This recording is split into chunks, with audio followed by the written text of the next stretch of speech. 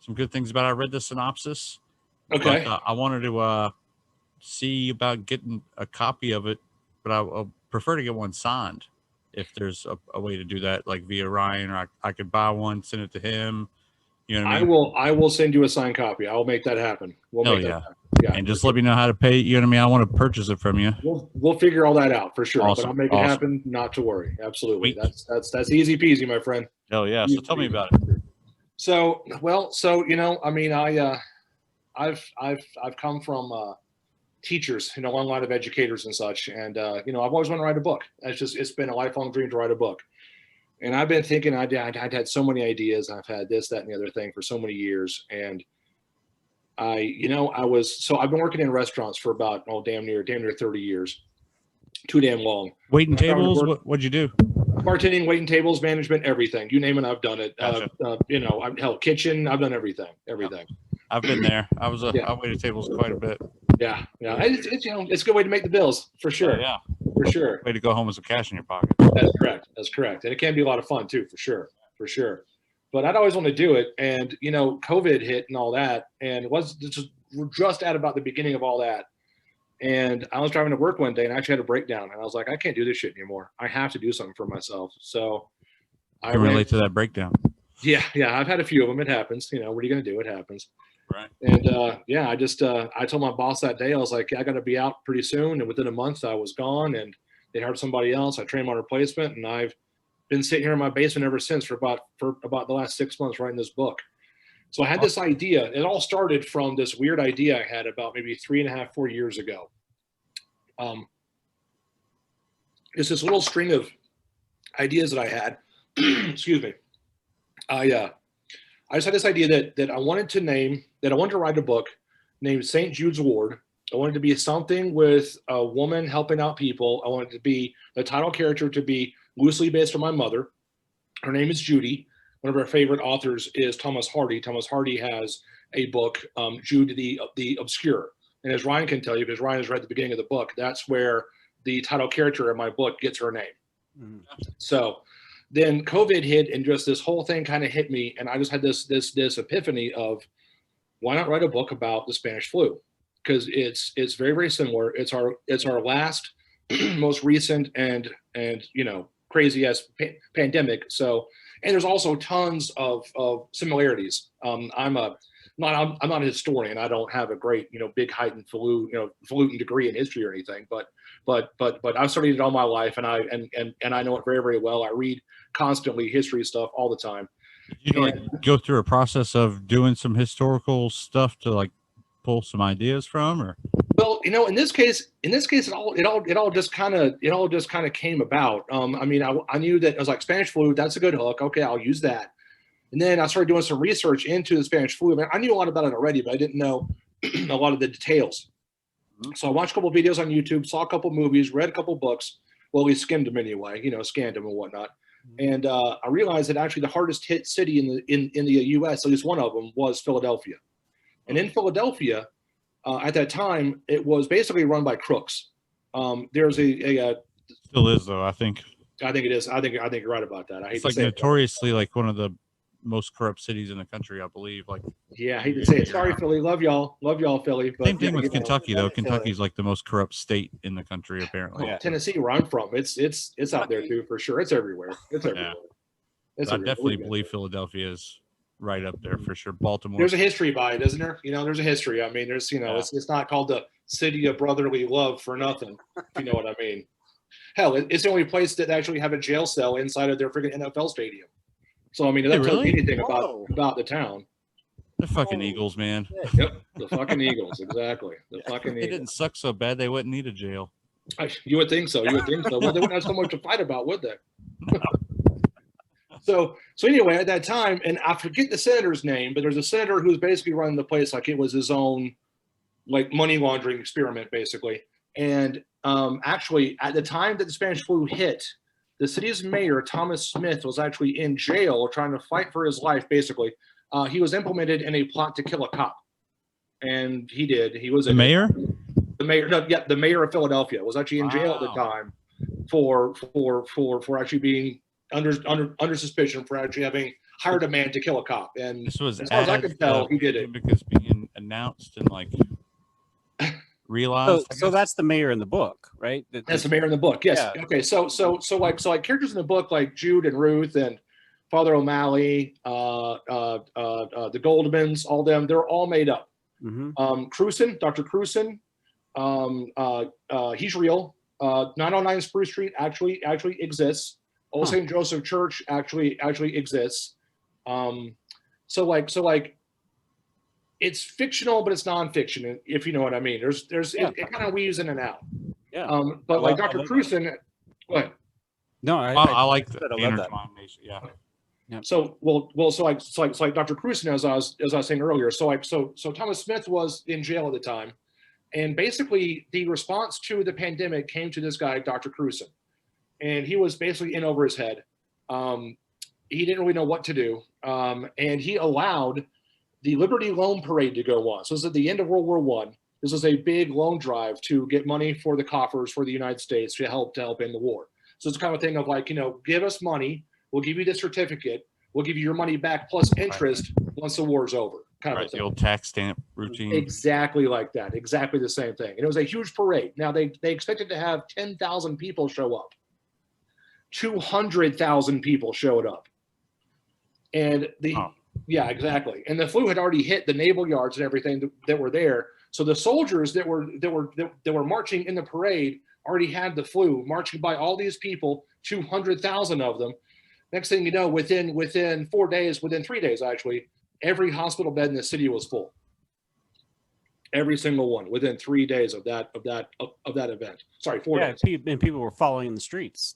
People were literally falling dead in the streets. Literally. Yeah. There's a chapter, Ryan, that you will get to. It's chapter 13. It's a little bit different.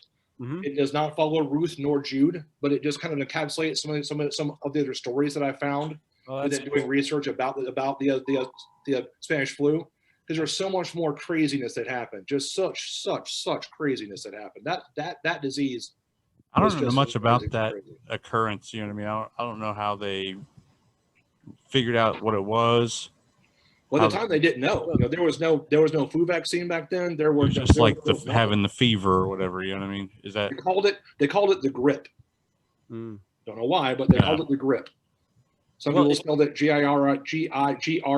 Some people spelled it GRIPPE. I have no idea why.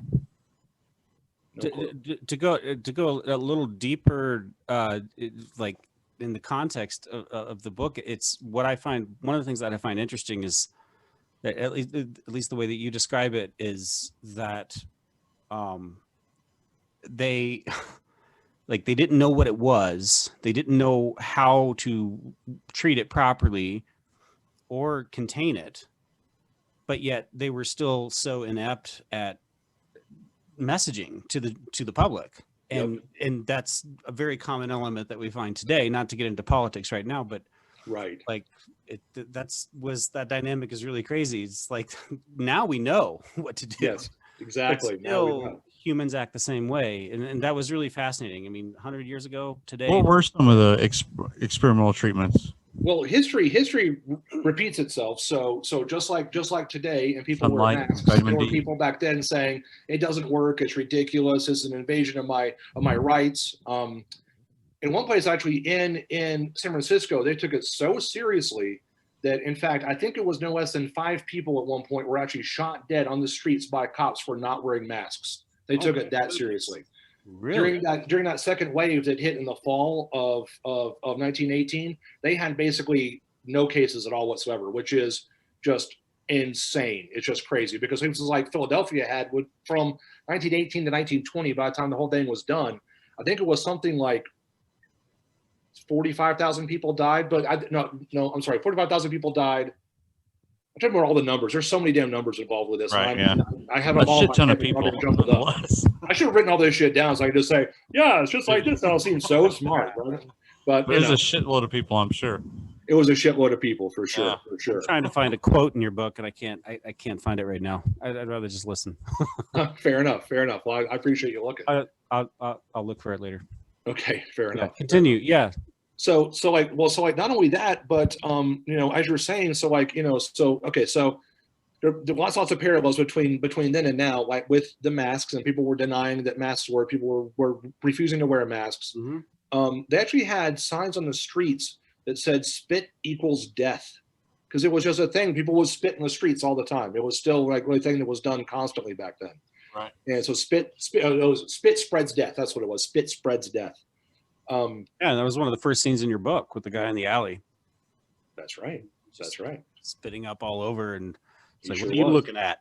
Yep. Exactly. Yep. I wonder what the social history of spitting is. Like, you don't see people spit anymore, really.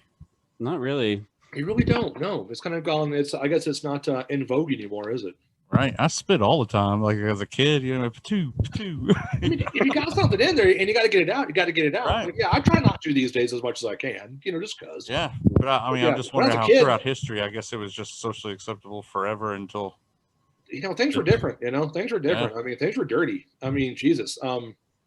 So Philadelphia at that time, actually, because of the war, because of wartime industry, they had a huge influx of immigrant workers, and I mean, there were just thousands and thousands and hundreds of thousands of them. The city could not take it. They were so overcrowded. They would have tenement houses where you could go rent out a room, or I'm sorry, rent out a bed for about 6 hours. You would get up out of the bed. Someone would get in that bed right after you were out of it, because they would work 24-hour shifts.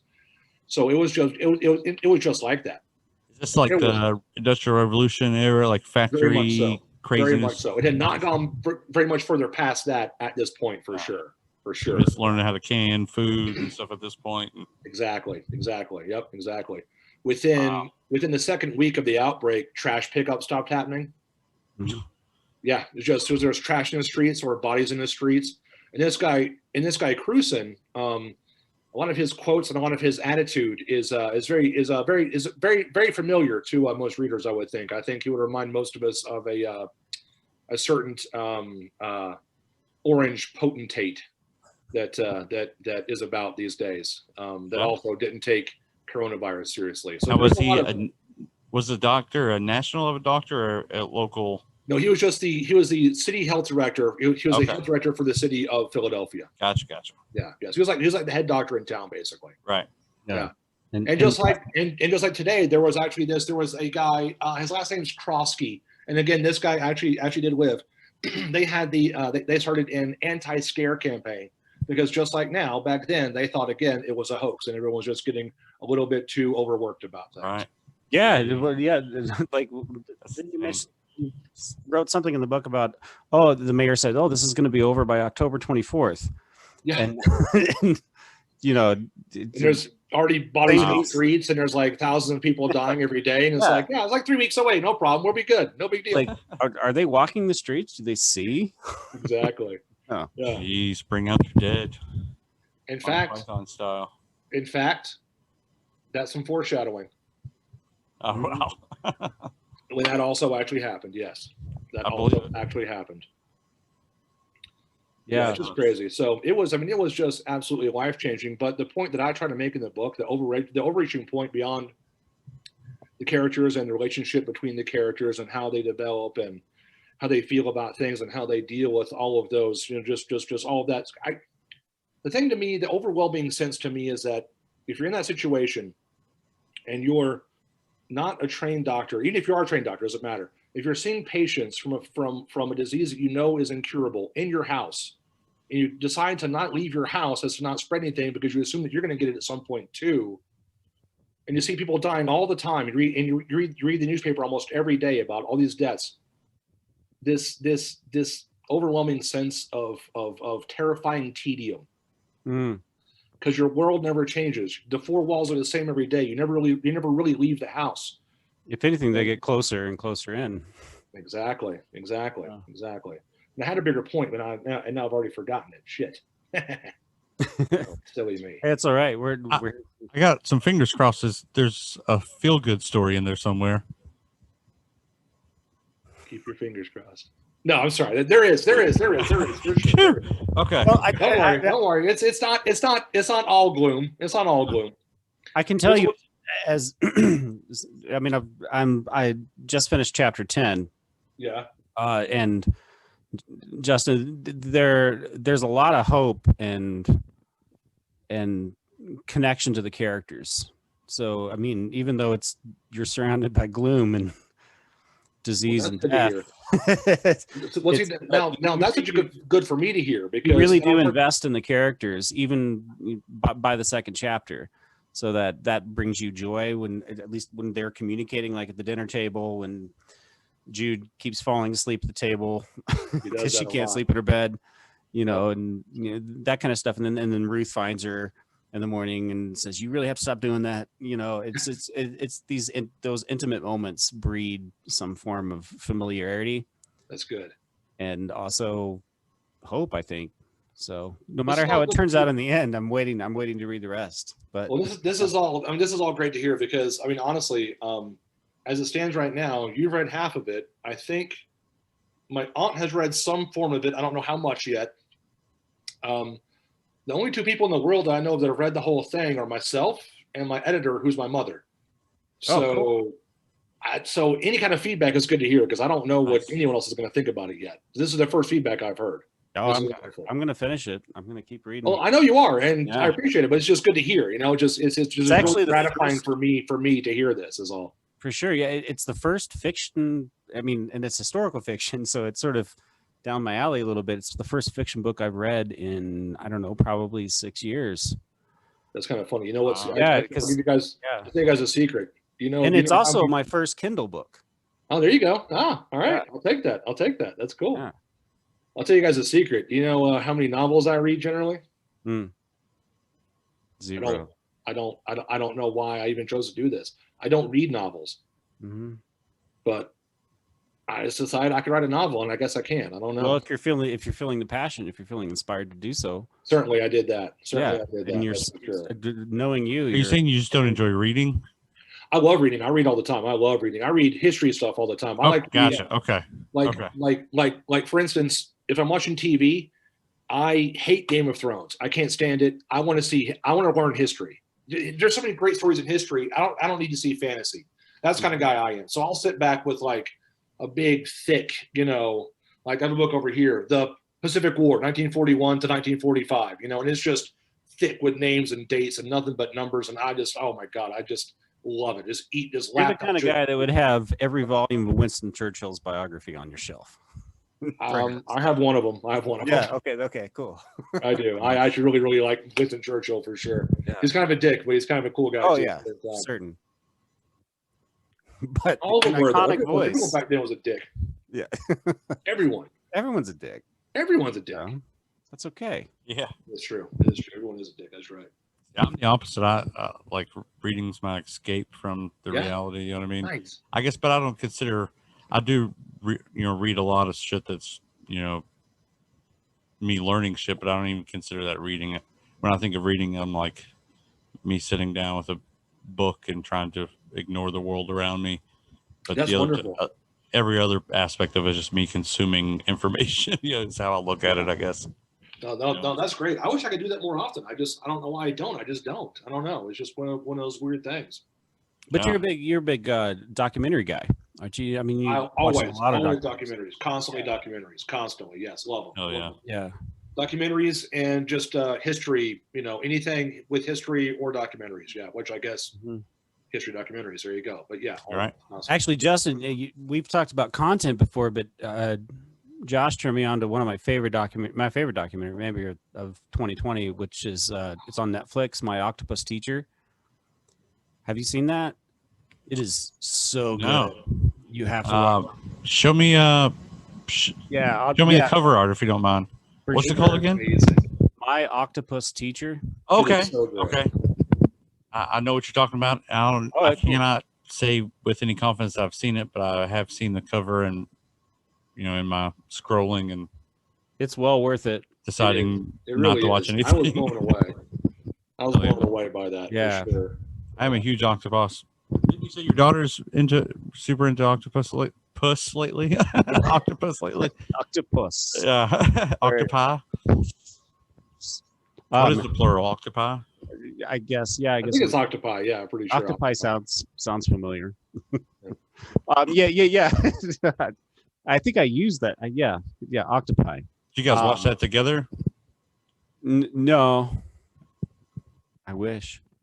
Oh, how is she, by the way? Still hope. Lyra's doing great, and she does like octopi. That's wonderful. I'm glad to Yeah. hear. Glad No, to hear. she just started school again this week, and so Aw. he's like, no. Oh, poor Lyra. But We definitely understand that around here. yeah, Oh, I hated school. God, I hated school, especially when I was her age and up until college, I hated school. Really? Oh, I hated it. Couldn't stand it. Hated it. What'd you hate about it? Everything. The people, the learning, because I never freaking learned anything because I don't care about. At the time, I couldn't have given two shits about like math and that kind of thing. I just wanted to read and just like learn, about history. But all the history I was learning, I was like, yeah, I know this. Can we get something that I don't know, please? Because I don't know. I guess I was kind of a nerd. I just read a lot when I was a kid, a ton more than I actually do now. And yeah, I found it boring. I found school boring and tedious. I found it very tedious. Never liked it. To me, it was just a social experiment, really. I just had to figure out. For sure. For sure. I didn't learn much that I really recall, but yeah, there's always that aspect of it for sure. I mean, yeah, you need time to, sow your wild oats, as it were, and all that kind of good stuff. That's what Lyra misses about it. Yeah, all the social interaction. Yeah. Yeah, I mean, she's an outward soul, and she certainly is. Unlike me, but she is that, and she craves it. Is. Wow. Yeah. Tell me about the writing publishing process. Like, I'm going to write something. How's that work? You know what I mean? So, luckily enough, Amazon has this service now called KDP, Kindle Direct Publishing. And all I had to do was I wrote the book here on my laptop at home, sitting here in my basement.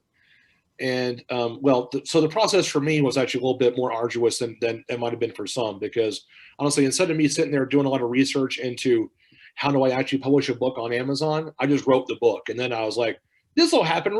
This will be easy. I'm sure of it. And I kind of threw it all together. So I spent all my time writing the book and not researching at all. So it took me like 3 days to get it all really, really sorted. But basically, if you have everything done, like I should have had Word on my because I have a Mac, so I should have had Word. I should have done it on Word, because it just doesn't. No matter what you do, if it comes off of Pages, it's not going to work. Formatting problems, yeah. It's just not going to work, no matter what you do. And there's a whole thing of formatting if you're using a Mac and all this kind of stuff, and it never works. It just never worked at all. So it took a while. But basically, if it's going to go smoothly for you, then you just follow their little criteria. You get your Word, program set up to be that way before you start writing. You get it all done. You contact them. You just create an account, and then you basically just send them your book. And then they take several hours. In my case, it was about maybe, for the Kindle version, it took maybe about 7 to 8 hours. For the print version, it took overnight, and they like review everything. But so before we get to all that, so you upload your book. They'll tell you if it's been accepted or not, and then you go through this process of creating a cover. And actually if you want to upload your own cover, like if you have your own software to do that, then you can do that. Cool. I didn't. Thankfully, they have some software built into that whole system. Oh, wow. And I was able to generate something that doesn't look too bad, I think. And I think it looks great. Well, thank you. Cheers. I appreciate that. Thank you. I just assumed it was, somebody like made it for you. You know what I mean? You know what? Is actually that's you great. Really are in charge of everything. As long as they the only thing that's like on their end is just if they'll print it or not. Hey, Ryan, do you mind screen sharing a cover of it? For sure. Yeah, let's do that. There you go. Cool. Yeah, please, Ryan. That'd be great. And there's actually 2 covers, because the one that I have for the Kindle version, I used a picture that I got offline of Philadelphia from 1918, but that was way low res and was not going to look good on the print version. So I had to use a totally different picture from their generated thing on their software. But whatever. I prefer the picture. Go ahead. Just because don't have no idea how this process works, so I'm going to ask dumb questions. But do they? No dumb questions. Do they print as purchased, I guess?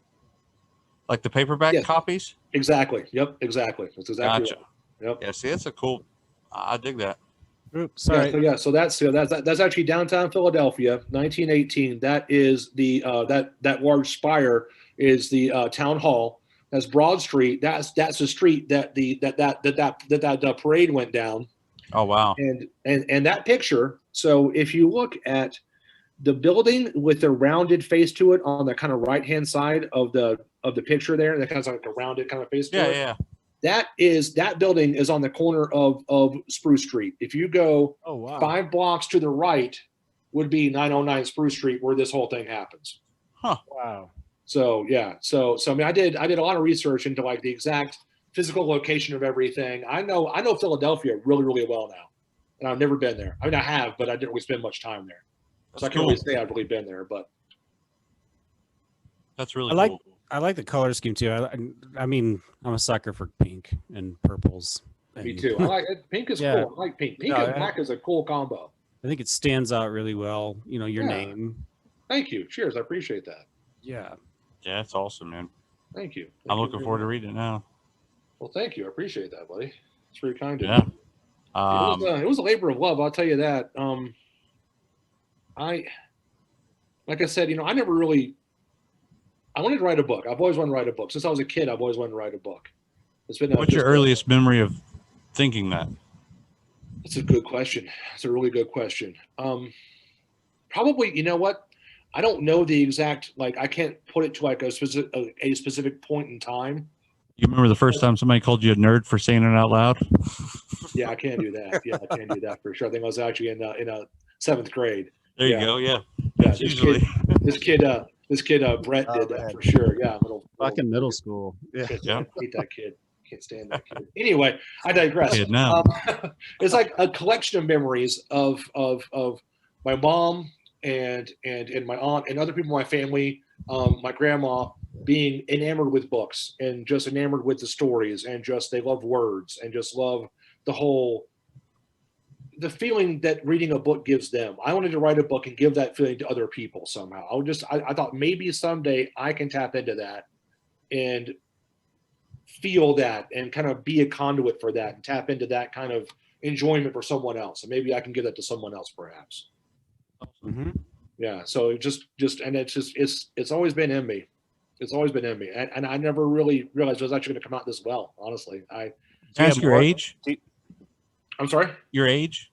Can I ask? 44. I don't mind at all. 44, Do yeah. Do you remember a lot of Reader's Digest on hand around the house? Absolutely, I do, for sure. Absolutely, I do. Yes. So Yep. like that thing, like that, and Yep, like that. I definitely read a lot of Reader's Digest. Absolutely, for sure. That's I awesome. thought about those in years, man. That's awesome. I don't know what made me think about it, but I was trying to like, what did I love read it. when I was little? And that was what was laying around. Fucking Reader's Digest were everywhere. Yeah, same I don't here. know why. Same here. Were they free or something? I don't even... Oh yeah. Okay. I my parents had a subscription for a little bit of time. Yeah. And I never really got into them though. Yeah, But yeah, you would get them all the time. Like all the time. sometimes more than one a week. Yeah, it's fucking crazy. It's like why? Why? I don't need this thing. Why? And now though, that's a missing thing. You know what I mean? Like, I kind of miss having shitter magazines. Yeah, right. Yeah. Yeah, exactly. Yeah. It's something you just grab and just okay. Good done, high put it times, back something, on. Yeah, for sure. Yeah, absolutely. Yeah, I know. No one has a little like newsstand thing in their bathroom anymore. That's not their thing anymore. No. Red flagging a book isn't really a thing anymore, is it? From Seinfeld. Right. Because Jansen would go into the library and red flag the books. You read them while he's shitting. Yep. So great. It's War and Peace. I'm pretty sure that's what it is. Yeah. Absolutely is War and Peace for sure. Gigantic fucking book. God, that book is awful. I'm sorry. It's so hard to read. I've never been able to read Tolstoy. It's so hard. Tolstoy is, technically he's gifted, but God, nothing against him, but it's nothing against him. Nothing against him, but if it takes you a page and a half to 2 pages, and the Russians and Dickens do this all the time, and I hate it when they do. I don't like Dickens either. I hate Dickens. He's the worst writer ever, if you ask me. He's the worst. Boring. It's boring. It's boring. Exactly, it's boring. Yeah. It takes a page and a half to describe a chair. Yeah, I read half of Great Expectations. Yeah, fuck Pip Perip. You know what I mean? Right? Seriously. I don't know why I survived half of Great Expectations. It didn't make any sense. I have a shame my ass. Right, there you go. I'll give him one thing. The beginning line to A Tale of Two Cities is fucking brilliant. It was the best of times. It was the worst of times. That's fucking cool. That's a good hook. It's like, oh shit, I gotta read this. Yeah. But it goes way downhill from there, though. I was a big fan of Gatsby, though. Great Gatsby. Gatsby's not bad. Gatsby's the yeah, shit. yeah. I like Yeah, it's Gatsby. good. I always That's a thought the good Great book. Gatsby would make a great Iron Man. Yeah. Wow. Yeah, I can see that. Yeah, for sure. Like, you know what I mean? That era Never Iron Man, Absolutely. thought of that. That's a- That's like great. a Tesla style. Dude, know, yeah, that's a great idea. I like that. Yeah, what do they call it? Oh, It's it's kind of like a cosplay. steampunk. Yeah, exactly. It's like a Steampunk. Yeah, yeah, yeah. steampunk Iron Man. Yeah, man, Great that'd be so Gatsby. cool. Wow, that's a great Wow, your idea. I next dig book, that. dude. I'm having so many thoughts right now. I know, seriously. That's awesome. That's a Wow, I great thought idea. that. I Like, wish I I was- remember thinking that pretty early on, reading The Great Gatsby, and that was middle school. I guess Yeah. I was really into Iron Man then, or something. I guess so. I guess that was pretty cool, though, dude. I dig that. Excuse me.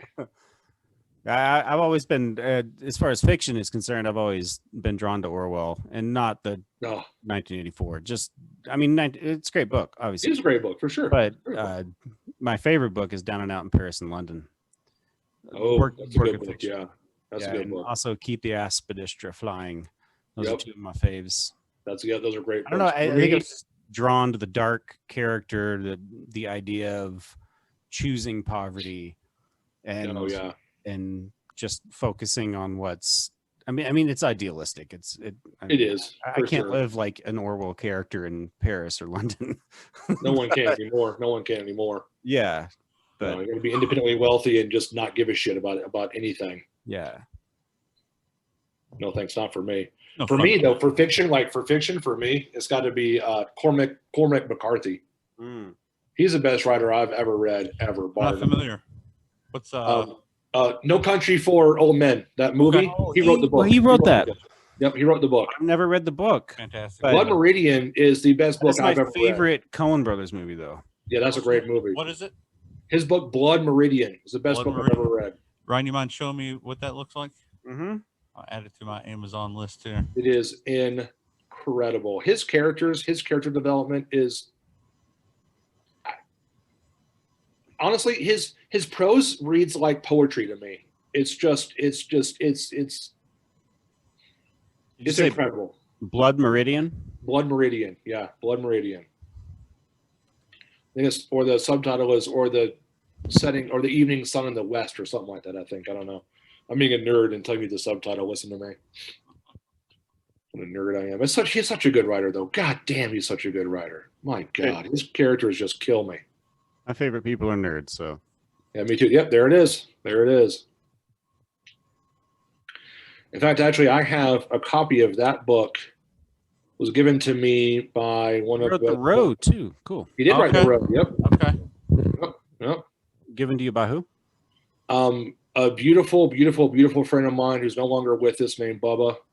Bubba Freeman. He was an amazing, kind, wonderful, warm soul. I miss him every day. And I think of that book. I think of him every time I see that book. I couldn't help but say something to him Awesome. or say something about him. That's awesome. Wonderful, wonderful human being who was dearly, dearly missed. Oh yeah. I'm gonna have to read that shit now. We all have those reminders, those little things of people in our past who Yeah. Yeah. have passed on. It's For weird sure. how reading and music have that same like memory effect. You know what I mean? As far as smells too, but Art Oh, in yeah. smells general, are probably yeah. the most biological thing. But Right. you know, music and reading really time and place and set and setting are something you'll always kind of remember when you think of that piece. There's no doubt Pretty about cool. that, for sure. For sure. Yeah, Crazy. especially when it's like a first experience. Yeah. Yeah. I feel like well it said. impacts you. You know what I Very mean? well said. That's true.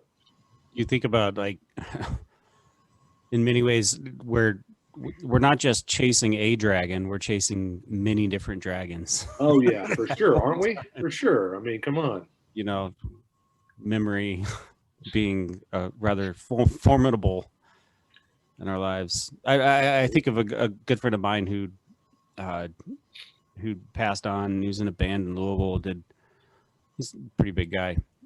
A lot of amazing bands: Shipping News, Rodan, the Rachels, and every time Oh, great I band go, music, by the way. yeah, every time I go and vote, Huh. I cry because of him. You know, because he was such a believer in, your civic duty, and he believed that your vote counts, and he instilled that in me in a really hardcore way. I cherish those memories, as I'm sure you do too. Absolutely. I wonder. I'm sure you guys don't want to get too much into current politics, but I wonder what your friend. Oh, would we think tried last night. We did last night. Oh yeah. Okay. Well. I wonder what your friend would think about what's going on now. The interesting thing about last night was the person that we had on with us was an American history professor. That's fantastic. So he knew a lot about like the historical significance of it, and he sort of blew my mind. I didn't. Yeah. I could not even like fathom containing that amount of knowledge about early American history in this space. That was just too much for me to handle. So I just sat back and listened. Right? Yeah, he's literally the same way you described diving into the book you were saying. Same thing with him. He's the same exact way. Yeah, for sure. I get that. Yeah,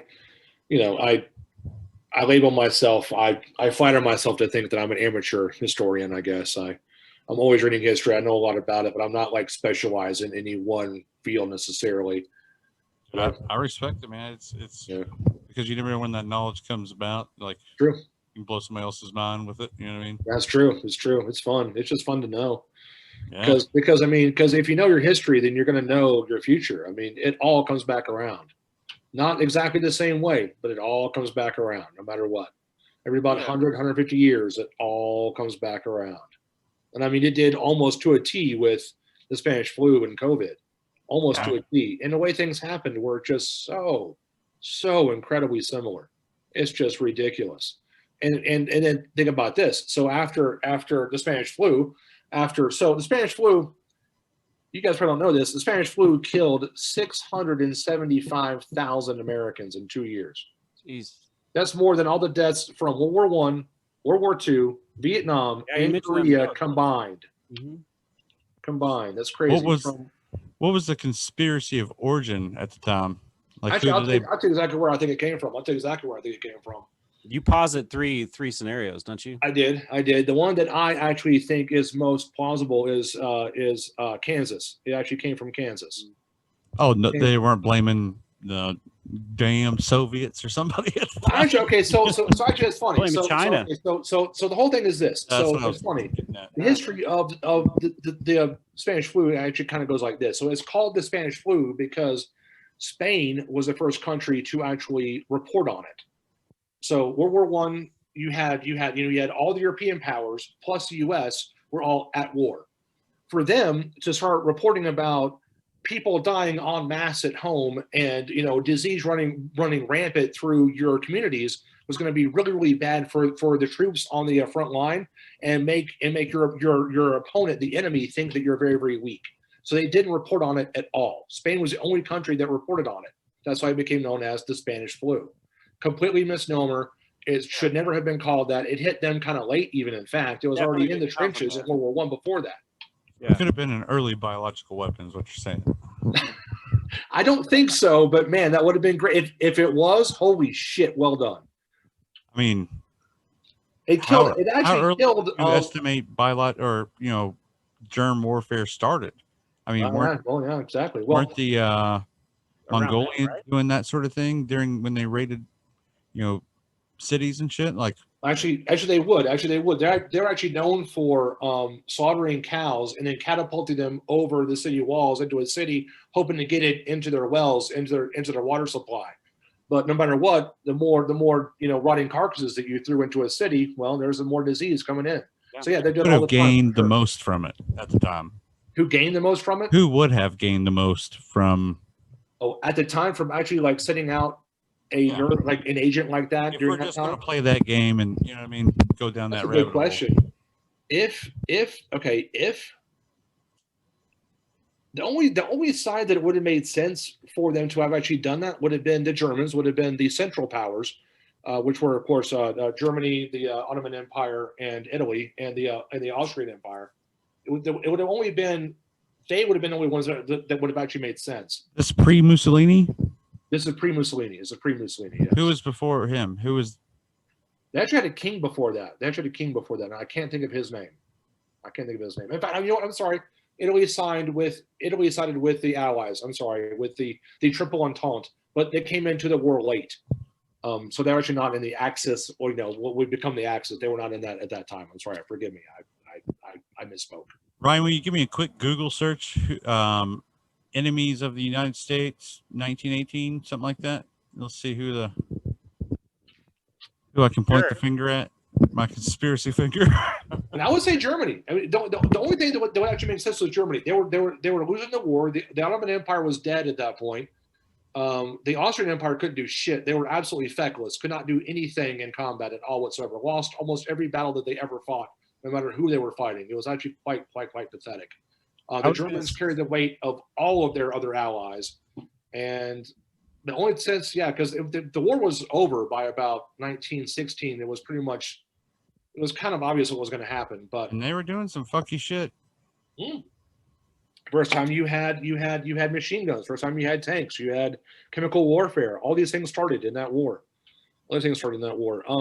Before that, it was mass armies, marching, on like a field of honor with just lines of soldiers. At that point, you try to do that in that war, you get mowed down en masse. Yeah, that's the first trench warfare. Yep, that's correct. In fact, the bloodiest day pretty much ever was the first day of the Somme battle in 1916. Just on the British side, on the first day of battle, the British suffered over 65,000 casualties. Wow. What are we looking for here? Are we looking for just political enemies of the United States, 1918? That's going to require a lot of reading, so I'm going down a different alley. Allies of World War One. Okay. Who is the axis of evil then? Who is the? Yeah. Okay. Yeah. Good phrase. I mean, my first response to your question, who were the enemies of the U.S. in 1918? And my first response would have been William Randolph Hearst, but that's a great answer. And absolutely correct. I'd say absolutely correct. Because I hate to be the conspiracy guy, but I am leaning towards this was a manufactured disease. The Spanish flu? No, the current. COVID, SARS-CoV-2. The current. Okay. That it's actually was literally manufactured. Well, I don't know if it's ever going to be able to be proven, but the white papers I've read about, the origins of it seem to point to having all these lab precursors, like things that they do to viruses to keep them alive in labs in order to study them. I see. It also has those same markers. I see. So well, here we go. We got so we're talking about Central Powers in Europe, right? Central Powers. There's obviously Germany, Austria-Hungarian Empire, the Ottoman Empire, Bulgaria. That's right. Yeah, Bulgaria was also in there. That's right. Other co-belligerents being the South African Republic. A lot of places that don't exist anymore, like the Senussi Order, Dervish movement, Romania. Yep, Romania. They exist. Yep. Ethiopia to a certain extent. Yep. Yeah. That's where Yugoslavia came from. Yugoslavia came from that war. Yeah, exactly. Yep. Yeah. So okay, continue. So yeah. So now I don't know about COVID, and it could have been. But I'm pretty sure that Spanish flu came from a farm in Kansas. Really? Like, was it like an animal to person? So pretty much all flus begin with interactions between humans and animals, and it's usually generally a chicken, a pig, or in rare cases a bat. And their diseases, their flus. It involves people, right? And I'm sorry.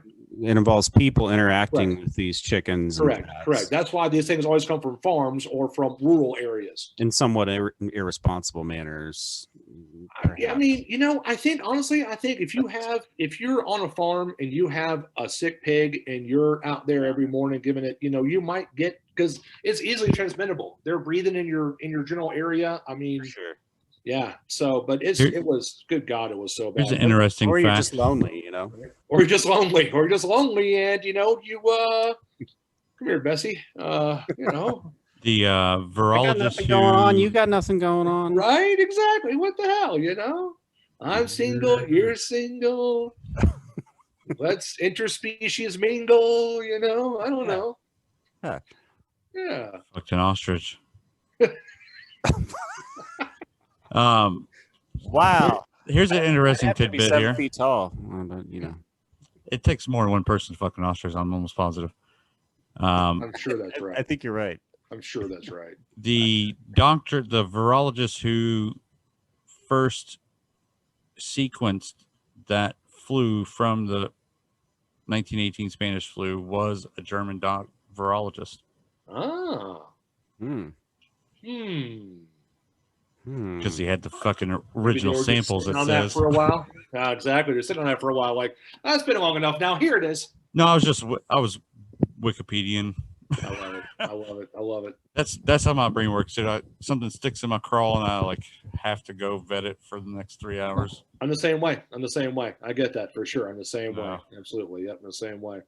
Then I fill yeah, myself with confirmation bias.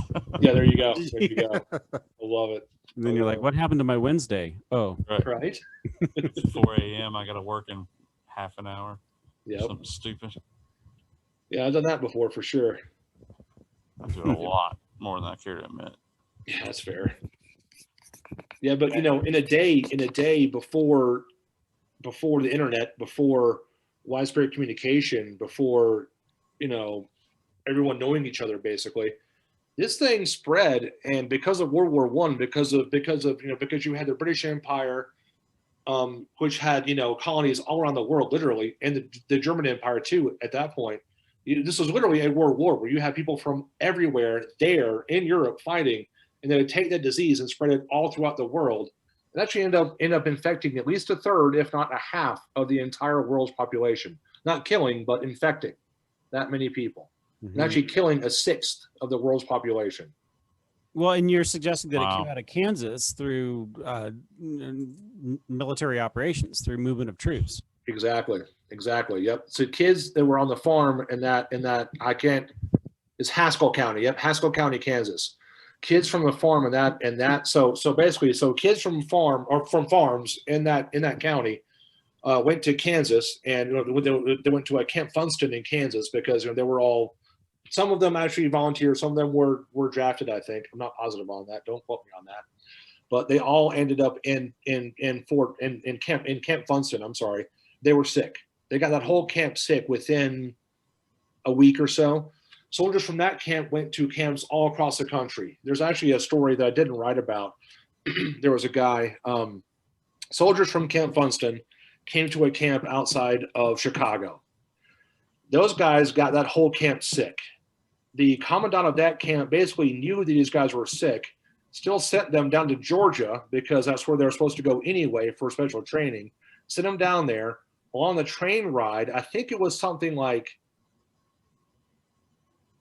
12% of them died on that train ride down to Georgia, and then another like 15 to 20% of them died once they got there. Once his subordinate came in and told the commandant what had happened with the soldiers that he sent to Georgia, he ordered the room cleared. No one heard anything. They heard a gunshot. He shot himself. He killed himself immediately. Mm-hmm. It's just, and there's stories like that all over the place. It's just nuts. This disease would cause symptoms which were like dengue fever. Dengue fever is called break bone fever. It makes you, it just makes your bones feel like it just creates the most intense pain. It caused cyanosis. It actually caused your blood to be starved of oxygen. It would cause all of your skin to turn blue. They called it the blue death. It's crazy. Wow. It's crazy. And this is just the flu. I mean, I say just the flu, but still, it's just the flu. Is this where like the oxygen chamber type stuff was started? Actually, iron lungs were actually invented shortly after this for this and for polio, and to actually treat polio and to treat this. Yes. Those machines were crazy. They were nuts, they were right? huge. It looked like a giant spacesuit. It's like you're basically in like a big fucking Airstream. Yeah. Yeah. It's like your own little personal Airstream trailer. A little sarcophagus. Yeah, for sure. It's crazy, right? Yeah, that's a good way to put it. That's what they reminded me of. Like, Yeah. one so step away silver from and just being an reflective. Egyptian I'd say like an sarcophagus, a couple hieroglyphs, and there you go. There you go. There you go. Yep. Put a couple beetles on there. Sure. Right. Yeah, no problem. A couple of Sure. reeds, you know. Got it. Cool. Perfect. A couple guys doing this number. You know? Yes, yeah, of course. Of course. Because, you know, I listed the Bengals. Yeah, yeah. I was about to say you got to have the Bengals. Obviously got the Bengals on there. Duh. Come on. Duh. We're all children of the 80s, are we not? Well, do you have another one in you? Do you think? I have lots more in me. I have lots more in me. You know what? I want to. Now, I'm not so many copies yet, and I don't really expect to. I've got to try and find ways to market it and whatnot. Well, I'm going to try and do some freelance writing. I'm sorry? I'm going to try. I'm going to share it. Well, thank you. I appreciate that. Cheers. Thank you very much. I'm going to try to do some freelance writing as well on the side. I'm going to try not to go back to work in a restaurant ever again.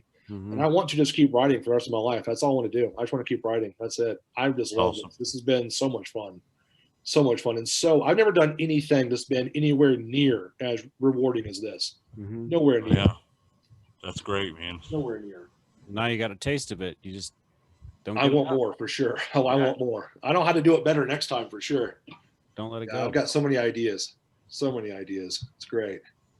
I've heard the book world, like that whole New York Times seller list, like it's a very corrupt situation as well. That's what I've heard. I think it's all just very, very clicky. You Yeah. know, I don't expect to ever be famous or to actually make a ton of money. That's why I But asked about the just pay my publishing bills. process. I've Yeah, heard so many nightmare situations where it's like a 2 year, you write something and 2 years later it may get published. right. Yeah, well, thankfully with KDP you can get published immediately, and thankfully also with them they don't keep exclusive rights. So if anyone else They ever don't. wanted to come pick it up, I can get That's it published somewhere else, which is great. That's That is great. incredible. It is. It really is. Yeah. I mean, it's freaking awesome, honestly. They probably take a big cut though, don't they? Or, So pretty much on every. So basically, what they do is depending on how you price it, you can make on the Kindle version or the ebook version, you can make up to 70% are my royalties, and on the print version, it's 60% after printing costs. oh, So basically, I get about 3 times from the Kindle version what I get from the print version, as you can well imagine, because printing costs are not cheap.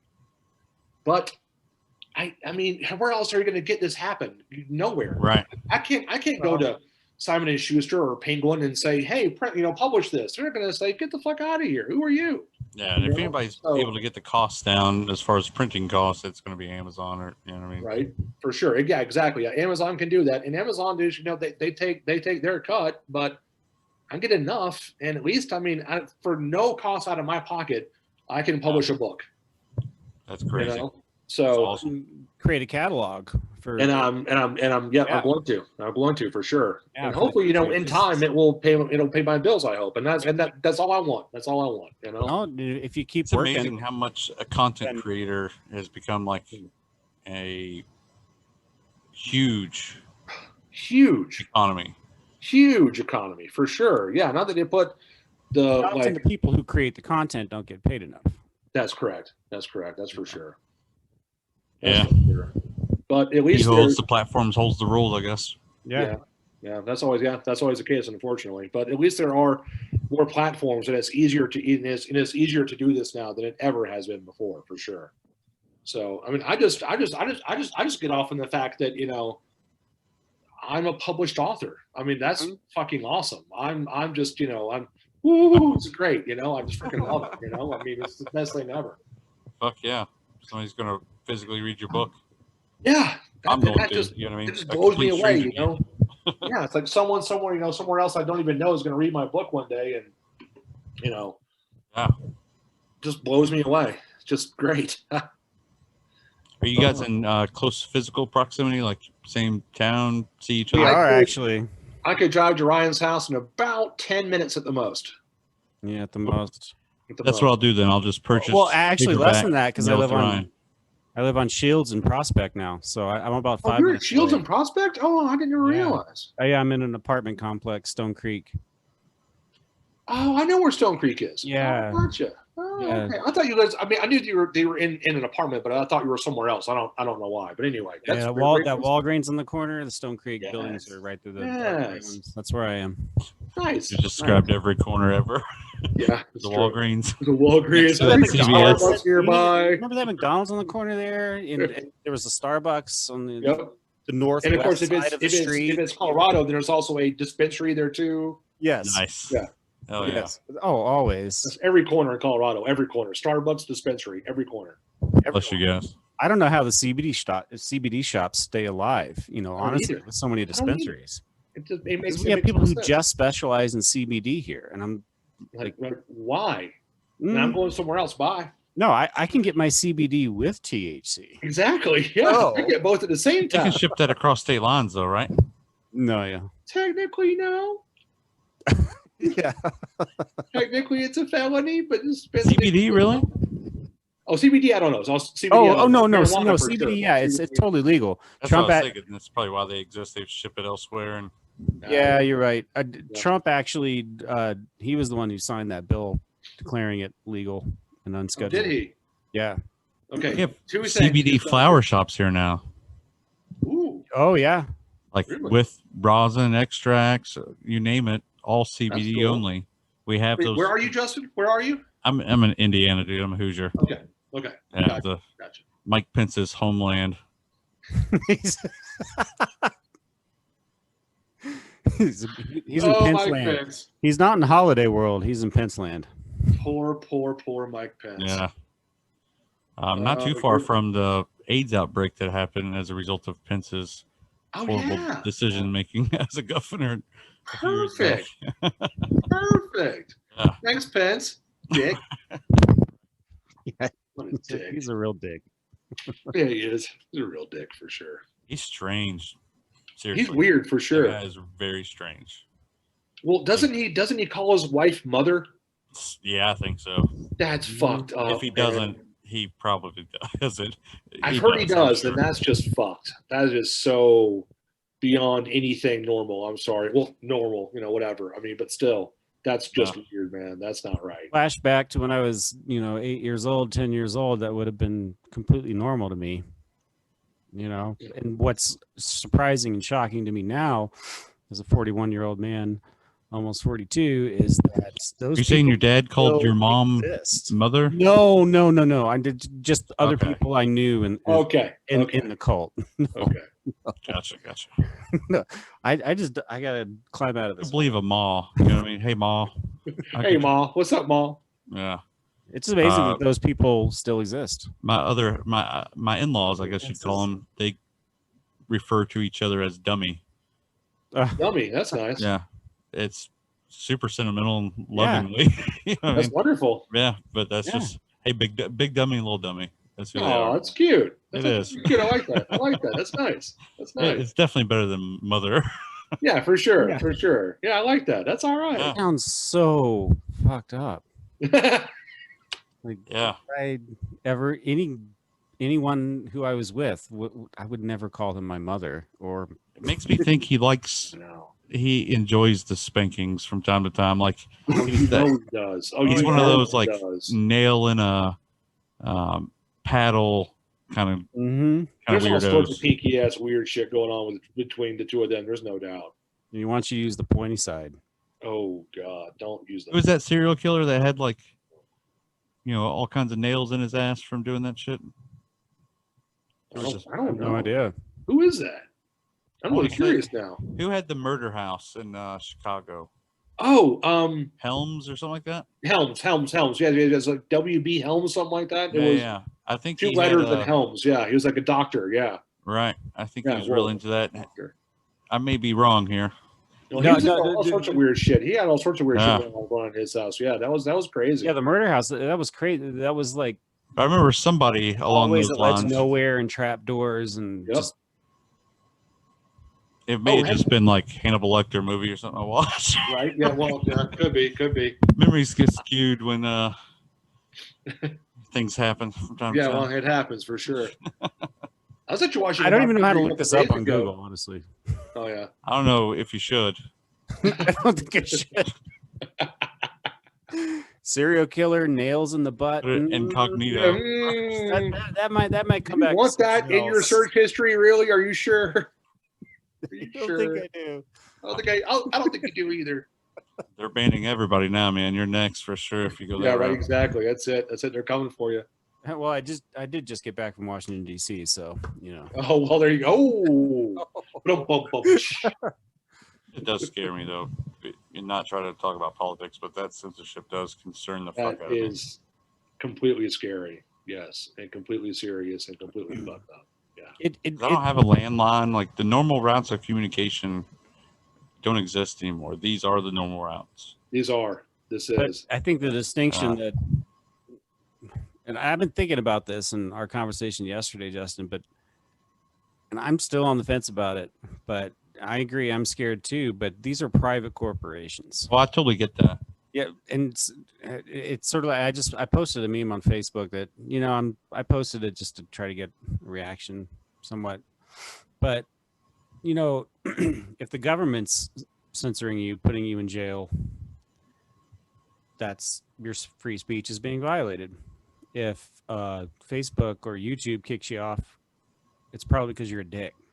Yep. And it's a private corporation. But then But the government can come get you for something you said on Facebook.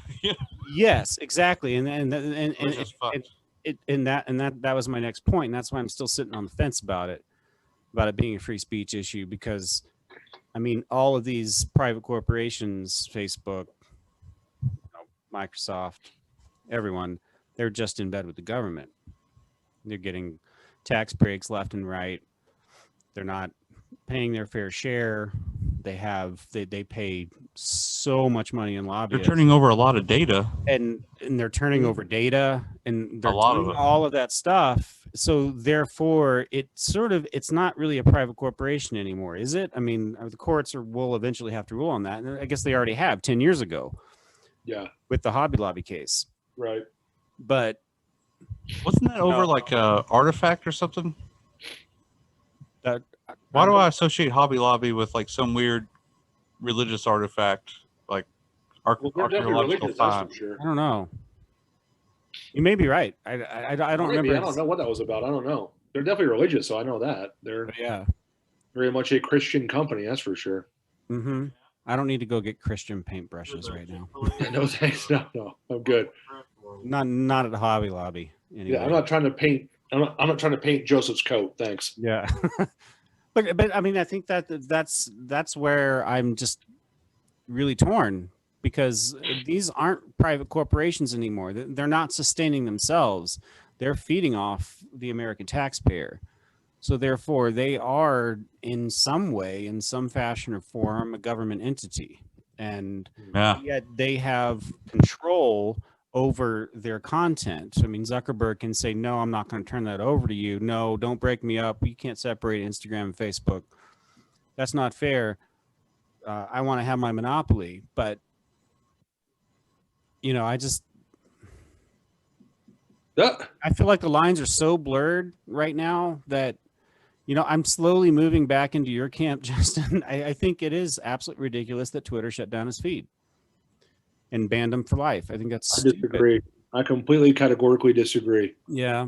He was literally inciting violence. There's no need for that. That's not free speech. That's not free speech. That's hate speech. That's never ever allowed. But his hate speech, and I might be totally stupid in this matter, but his hate, obviously I don't agree with him in any way, and I agree he's inciting violence, but is hate speech specifically condemned? I don't know if it is or not, but I think I thought a lot of the hate speech laws were like local laws on the books, and it might be. Well, I look at it like this. I kind of see the First Amendment kind of like I see the Second Amendment, and most Americans aren't mature enough to handle either one. Oh yeah, you're absolutely right. So it should be taken away from them. I'm sorry, but it should. If you can't have a gun and not what's to stop it yourself, then no.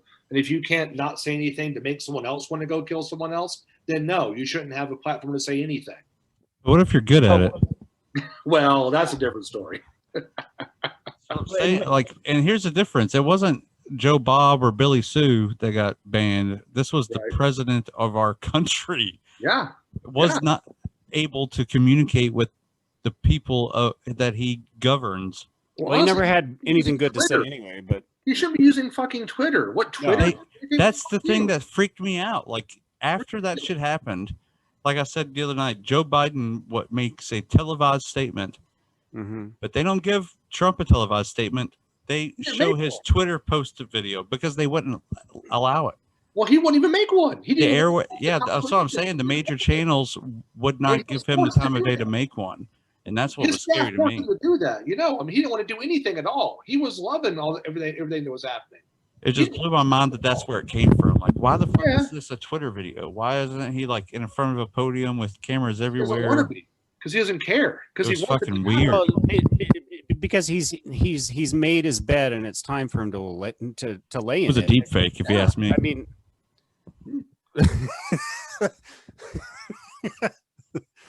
I mean, ever since the election, he's done nothing but just complain and be a whiny little brat about it and a sore loser about it. And, you know, and he's had his days in court. And we can argue about that. I mean, I agree there is voter fraud on a certain level. I don't believe that there's enough to change the election. Yeah, exactly. Like in Georgia, there were 2 dead people who voted. 2 dead How people. do you feel about deep fakes and the role that they are playing in our current? The crap out of me. I'll be I'm not saying that was one, but just deep fakes in general that are being done now. Yeah, and they'll be done on the right and the left. The target they're audience. indistinguishable. Of course, everyone does it. Of course, Yeah. of course. That's the thing that's done for sure. It's crazy. Like you is can't crazy. tell the difference at all. I know it's nuts. It's nuts. It really is hard for sure. There's absolutely no doubt about that. It's very hard. It's hard to know where reality is half the time. I think that's why these people get caught up in this fantasy of you know what's happened. And I mean, the whole QAnon thing is just, oh my God, are you kidding me? It is still going. That's the thing that's crazy to me. Like they think this that shit's still going. Junior, who actually didn't die in a plane crash, and he's actually the one who's. I mean, are you kidding me? What? And supposedly Democrats are in this child molestation cabal. I mean, what? Well, that I'm kind of. I give that a little weight. There are a lot of kid fuckers everywhere. That's for sure. You know what? There are way too many pedos out there. That's for sure. That is the ultimate way to bribe and manipulate and control somebody. That absolutely is, and that's absolutely probably the most disgusting thing any person could ever do. And not necessarily like child pedos. I'm talking your 13, 14, 15-year-old, like sure. You know what I mean? Those kind of situations. That's absolutely. Those honeypots are real for sure. Oh, absolutely. That happens all the time. There's absolutely no doubt about it. Yeah. Sad but true. Sad but true for sure. There's no Epstein doubt. was legitimately a piece of human garbage that was doing some really fucked up shit. No doubt. There's no doubt. And they're saying he's still alive. That's part of that now too. Yeah. He said, "Come on, guys. Come on. Just get over yourselves. Come on." I mean, I did like the story about the gas being fed into the jail in order to kill him. Oh, I didn't hear this one. Yeah, it was one of those conspiracies, like they funneled gas in, and there was another one. They funneled gas in to put the guards to sleep, and then they let the one of the other cellmates out and let him, had him kill him. He's now dead. Apparently, he's now dead. His roommate, cellmate, or whatever, that big. I don't know if you remember seeing pictures of that guy, but I think I did. I think I did. He's dead now? Yeah. Oh, well, you know what? In that case, I'm okay. Well, now I don't know. I don't presume to know the life of an inmate. I know things can happen and your life can be a bit tenuous at times, but that seems to be he probably knew too much and someone took him out. Makes sense to me. Yeah, me too. Can't help it, but me too. Yeah. Epstein? Yeah. To me, it's impossible to talk about Epstein logically and not talk about the same shit that these voter fraud people are talking about. It holds the same weight to me almost. Yeah, I get because that. It's totally get that. Because we know the Clintons it's so corrupt. Prevalent with so many people currently that it's almost manifesting itself into our reality and has to be acknowledged. That's right. With some level of truth to it. Maybe. Maybe. Yeah, right. Maybe. Maybe. I don't know. It scares the fuck out of me. It gives me anxiety. Dude. Yeah, seriously, man. I mean, is it is it possible to be a semi-intelligent person in this world these days and not be a bit anxious and a bit worried and a bit scared about everything? Pretty much, It's is it Nah. possible anymore? There's a lot of famous philosopher quotes about that. Like, the more you know, the more you're fucking terrified. a lot, and isn't that fucking true? Well, ignorance is bliss for sure. Yeah. There's no doubt. The I think- educated man is, just more aware of how much he fears, type shit. well, and more aware of how much he doesn't know, Yeah, and Which that's is scary as fuck. yeah. I mean, the more we learn, the more we realize that we don't know anything, and that's true. That's you know, true. it's really hard to grasp that, except for intelligent people understand that there's a lot in the world. And Really impacts my ability very to make short life. decisions, though. yeah. Yeah, Well, I mean, maybe that's where the anxiety comes in. yeah, for sure. You know? Like right now, I'll give you here's an example that I'm currently going through. Looking at refinancing just because interest rates right now are like 2%. Like mortgage rates, it's crazy. Yeah, But I also am fully aware that 22% of the world's economy was just printed last week. right. And it can all go to shit in a And there's second. more coming. The hyperinflation that is currently taking off. I mean, I remember I was a loan officer in 2008 Okay. during the mortgage wow. when the mortgage crisis started. Yeah, I just left doing like title research on property and became a loan officer as that shit was unfolding. Oh wow. Yeah, so I lasted like 3-4 months. You know what I mean? And it was like Yeah. it was like fucking tumbleweeds or everywhere. Sure. That's crazy. Wow. So it's hard to make decisions knowing that kind of. You're like, how do you even function? I know. What do we do? It's like I was watching a show, one of the, many different talking head shows, that disseminate the news and all that, and they had this guy on. It was the general actually who was head of the recovery efforts after Katrina. This really Creole guy, General Honoré, this guy from Louisiana. He kind of talks like that. Right. And shit, what was my point? Oh fuck, I kind of forgot my point. Oh damn it, shit! I do this a lot lately. I start saying something, I just leaves, Hey, gone. I think I'm getting old. I do that all the time. It's okay. Thank you, I appreciate that. Right I there feel with really you. weird about I was that. going to try to help you out, but I literally having the same thing happen in my brain. I got it. Okay, so they were, going through all the events that happened on Wednesday, and the guy was asking me, "Was like, so have you ever seen anything happen like this ever?" And he's like, "Well, I have, and in the past, I would have said it was in some third world country or a banana republic, but I'm not going to call out my name anymore because now we're one of those countries." Mm-hmm. My idea of America was shattered that day, completely shattered. The crazy part is he saw it in those other countries because he helped cause it. Well, I think actually went there actually to help clean up. In fact, in his case, We're staging coups all over the place, bro. We're like, oh hell yeah, we were. Oh hell yeah. Oh yeah. Come on now, absolutely. we're serving them up like they're fucking Waffle House. Africa and Yemen, Central America. Oh yeah, for sure. Every country in South America, we've just totally fucked Pretty much. over and over again as we see fit. That's what we do. That's what we do. We're America. Hey. Yeah. That's I'm also. Here's one of my longest conspiracies. You don't hear much about Africa in the news for that very reason, because it's just being sucked dry for everything, every resource it has, and it's a fucking wasteland.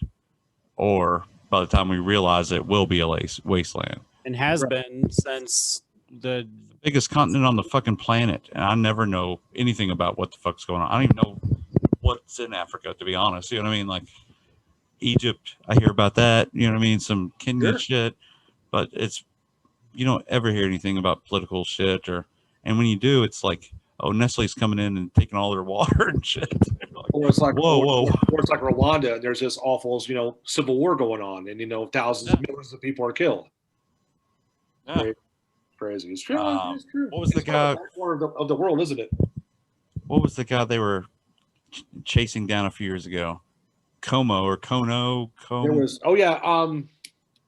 Yeah, Kona, something like that. Yeah, He yeah, was, yeah. there was that other group called like Boko Haram or something. Yeah, Boko Haram, yeah. Yeah. Yeah. Haram, whatever. They were Muslim based, right? Yes. Yeah. Wasn't he? I know. I don't know the name either, but it's ringing a He was a bell. machete wielding crazy motherfucker. Yeah. Wasn't I he remember that. part of Boko Haram? I think he was. I think he was. Yeah, Wasn't he? Yeah, I think he one of their was. little Yeah. faction leaders, maybe. I thought Yeah. so. Yeah. I thought so. I thought so. Pretty sure there's an interview with him talking about like cannibalizing people and shit, I'm sure they're like probably bragging about it. You know what I mean? Like nonchalantly, like, yeah, we ate them. Well, because that was what we had to do next. I mean, I tell you, Friday. crazy. I tell you the only thing that I hear, and perhaps it's the only thing that I follow that comes out of Africa, but just being such, a wildlife natural nut in a way, just, following conservation efforts throughout Africa. And when you look at it that way, no matter how unstable the political environments are there, and many of them are, some of them aren't. Some of them are pretty stable and have stood the test of time for a while now. But I mean, political lines are always shifting. That's inevitable. They shift in the U.S., through gerrymandering and stuff. But there's a lot of good work and a lot of good people working to save the environment. And, Yeah, that's true. And you got weird anomalies in Africa, like South Africa. That's a entirely fucking crazy country that has no real relation to the rest of Africa at all, as far as like how they're represented in the world. Not really. No, not really. Because they were a colony, That's leftover of the British Empire down there, pretty much. Yeah. And there's a lot of that. They actually had. I mean, the continent changed when your historian friend was talking last night about this. The continent changed when the Portuguese came. Yeah. And then the British showed up, and we just raped the earth. Or measuring their noses and shit. And Yep. Yeah. Yep. That's right. That's right. You guys actually know that? I think it was back in the 70s and early 80s before they decided to get rid of them. South Africa actually had nukes. Oh, I don't think I believe that. South Africa was the 5th country in the world to ever have nuclear weapons. Wow. Yep. They had them for like apartheid was some shit. And they got rid of them all. Wow. Yeah. Was that like a Mandela thing? Well, it's actually kind of funny. So they had them, they got them, they developed. Like, isn't he got rid of them? Well, I don't know. In a way, yes. Check this out. So it was towards the end of that apartheid government. They had those. They actually decommissioned them because they were afraid that when the Africans took over and when they left, they didn't want to have them have nuclear weapons. Huh. They didn't think that they could be trusted with them. So therefore, they decommissioned them before they left the governing body of South Africa. So only because they had to give it up did they actually give up their nuclear weapons. Okay. And now, when I say nuclear weapons, they had back in like I think it was like 78 to 82, they had bombs that were about the size of the ones that we dropped on Hiroshima and Nagasaki. So they were, about 30 years, outdated, but still they did have nuclear weapons. We have much bigger bombs now. Much bigger bombs now. Yeah. Yeah. Scares the crap out of These me. directed energy weapons are fucking crazy. They are fucking crazy. Oh, right? yeah. Yeah. They're basically just fucking lasers. A laser that can make you guns feel and like shit your like that. body is on fire. Yeah. Yeah. Like a directed laser. I mean, come on. This is Star Wars shit. I think that was This is like what those Cuban, like the ear thing. the UN, was it the Yeah. UN building or something like that? Oh, yeah. Well, that's what happened At the embassy. Yeah. for years and years and years. Not just there, too. All Yeah, over the no. world. Didn't it show up in Japan? And it happened in Mongolia. The Russians are doing it. It's all the Russians are doing it. They've been doing it for years. Really? Years and years ago. Absolutely. They've been doing it for years and years and years. It's microwaves, and they make you sick. They can make you like lose your Messes sight. with your inner ear and It can mess with your inner ear. It can mess with your digestive system. It can mess with your sleep. And everything. It can just fuck you up completely. They've been doing it for years all over the world. All over the Ryan, world. you want to Google it real quick? I think it's called 5G. Yeah, right there you go. Yeah. 5G. That's it. That's it. That's it. Thanks, Verizon. Oh, that does honestly like. I'm That's what I sticking do my when flip phone. when I get into shit, I start reading white papers. Like I get on like the Google Scholar and just start going through like peer-reviewed white papers. Sure. And there's nothing good about like wireless technology in general, not just 5G, but any kind of Wi-Fi. This shit's fucking terrible. Yeah. And I'm just allowing it to go through my body at all times. Like, Yeah. I don't give a fuck. We're doing it right now. It's super bad for everybody. Yeah, it is. We're all going to die anyway. Probably don't have health care, so we're going to die a little sooner. So it's okay. Yep. There you go. Yep. I want to stick around for a bit, guys. I don't know about you, but I want to. I hope to stick around. I want to build a cocoon and merge with AI, become a beautiful butterfly of cybernetic parts. There you go. That could be fun. Just let me live long enough. I'll get there. There you go. That could be fun. Why not? Or at least figure out how to escape the simulation we're in. There you go. It's all the Matrix anyway. Get me out of here. I'm a simulation theory guy. I love that shit. It's interesting for sure. It's very interesting. Because it's probably because I'm a gamer. Like a big video gamer, you know what I mean? So I can like kind of. What do you play? Everything. You know, I was just playing the shit out of some Call of Duty before I joined you guys. Nice. Right on. Yeah, I play everything, man. But gotcha. I think it's easier for me to imagine technology getting to that point because I've seen how much it's progressed in my lifetime from Nintendo, Commodore 64 to Call of Duty. Yeah. You know what I mean? And I have VR. I have PlayStation VR. Shit's mind blowing. It's crazy, isn't it? It's nuts. Yeah. Give it 50 years and I won't be able to tell what's real and what isn't. And I won't be able to distinguish what reality is the true one. Yeah. So I cannot say that it hasn't already happened and this whole experience has been a simulation anyway. I saw a commercial the other day, and I think it was for the newest, was it PS5? I thought I was watching a live action commercial. Mm-hmm. Yeah. I didn't realize it. I was like, oh, wait a minute. That's not, that's a fucking PlayStation. I was blown away. I just can't. Now I can live like that for $400. You know? Yeah, right. Yeah, exactly. I mean, technically, that's not really a high price tag to have that kind of experience. That's true. That's true. You know, that's true. I mean, I want a new Xbox. I'll get one that day. Experience will not be a console. No. In 20 years, it will be a direct connect. Right. There will be no latency. Right. Well, I mean, there's another to weave into another conspiracy. Sounds awesome. Theory that's being thrown around. I mean, in the context of COVID, I don't know.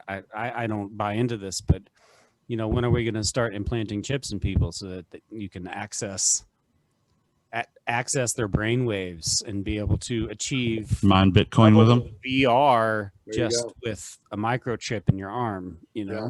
Bill Gates actually has a patent on some technology that does that. Uses your body heat to mine Bitcoin. Yep. I think it's in Estonia.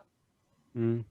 I'm almost positive that it's in Estonia. They haven't got quite to the point of putting a chip in people yet, I don't think. But basically, you have one number, like our Social Security number, right? You give that to the government once, and only once, and they have all of your information. They never lose it. Everything is on the cloud. You don't have to fill out forms anywhere. You go to the doctor, give them your ID card. They know everything about you immediately. You don't need to ever fill out a form ever. That's just scary. Everything is just integrated, and it works seamlessly. And I can't believe it. It's weird to me. I have to move to the woods immediately. We're the last generation that says it's scary. It's cool, but I don't know if I want to give up that much control. No, nothing. You know. See, we're the last generation that's going to feel that way. We are. We absolutely are, for sure. We absolutely are. Yes. But isn't that why it's scary? Because yes, it is. Maybe we know something more. Yeah, but it makes it easier when you look at, your parents and what the changes they went through and how much they said the same thing. Like, oh, I'll never put my bank information on the internet and all this other dumb shit. You know what I mean? That you honestly think is the dumbest thing in the world to hear somebody say now.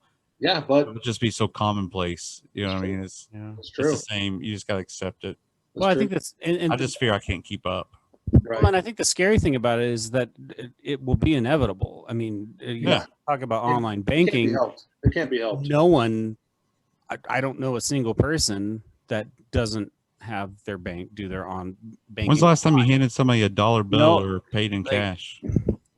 That's not even an option anymore. I even find it with my flip phone. Like so often, like for doctor's appointments and check-ins, I can't do the pre-check-in on my flip phone. So every time I have to call the yes, so every time I call the doctor to have an appointment, I have to recall them 2 days before and say, "Oh, just a reminder, you got to send it to my email so I can do the pre-check-in." And they're like, "Oh, what? I'm not sure how to do that." Every single fucking time. What, you want me to send you a telegram? Yeah, right. So just like Falcon? it's inevitable. It's going to be part of human nature. It's going to be Yeah. a part of our everyday life. I True. was showing a video to Justin yesterday of robots dancing. I'm pretty sure that was at the recent tech conference. Was like it? Samsung and yeah, everybody participated in. There were some amazing fucking TVs. I mean, those robots are scary. robots are going to kill us all. Yeah, probably. Oh, Yeah. dude, here's It's going to be Battlestar Galactica up in here. here's And my Terminator. favorite quote about that shit. We are humans building the cocoons that AI will emerge from. You know, we're just the ants. You know, the caterpillars unknowingly building this cocoon Yeah. for ourselves that will merge with AI and we'll just be a new form of species, basically, at some point. Yeah. That's That will extend our life. You know, That will. That will. you know, it's Hundreds of years. possible with mechanical parts. I mean, Save the- Star Trek talked about it, and being a Star Trek buff. They say the first person lived to be 500 is alive right now, and in their like 40s. Really? Yeah. Really? Yep. Oh wait, Um, I'm on there's a Medicaid. I great- probably don't It apply. ain't me. It ain't me. I can't. It's not me. I don't want to live to 500 poor. anyway. It ain't Come me. on, that's ridiculous. I've I'm way abused too poor. myself way too much. It ain't me. There's no way. I have messed myself up so many times, broken almost all my bone. No. It ain't me. It ain't me. Yeah. I want to put my name on a list anyway, though. You know what I mean? Yeah.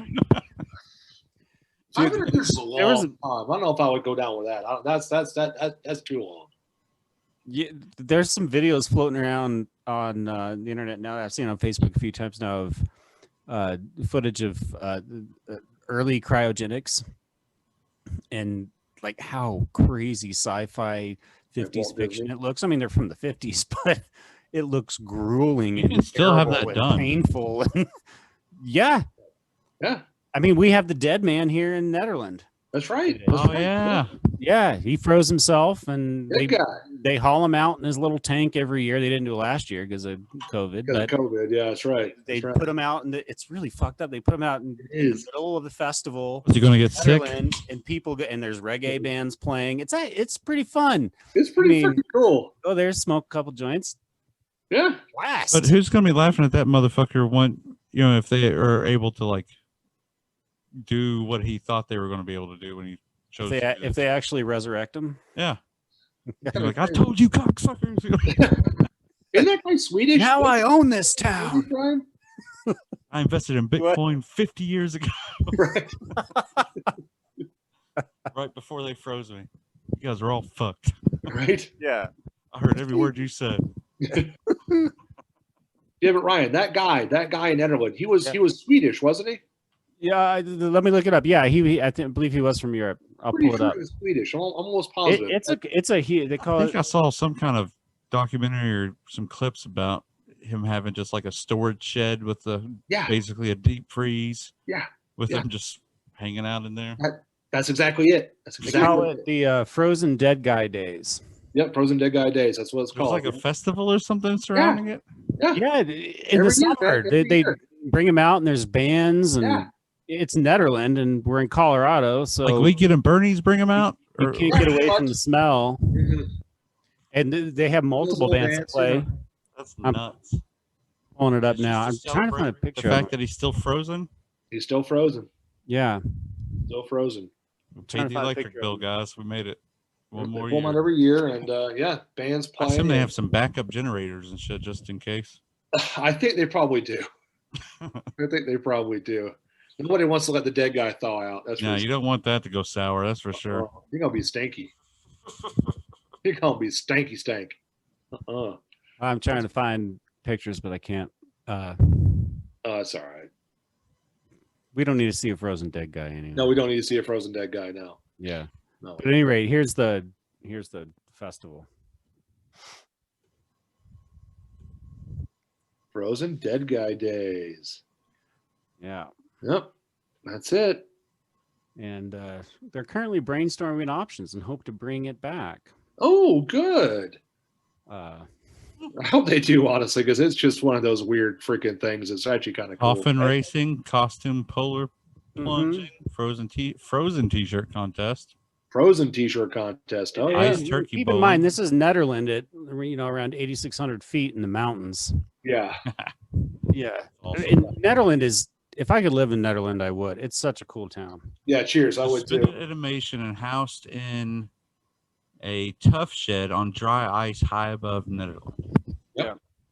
Suspended animation. Yep, in a tough shed. Yep. In a prefab tough shed on dry That ice. sounds so Frankenstein-y. Suspended animation. Yeah, it does. Yeah, it does. You're right. Well, it's the Friday Blue Ball. I've had that before. Wait a minute. Yeah, me too. Wait a minute. That's not right. Grandpa's Yeah. shop. At any rate, yeah, it's a huge deal here, It really is a huge deal.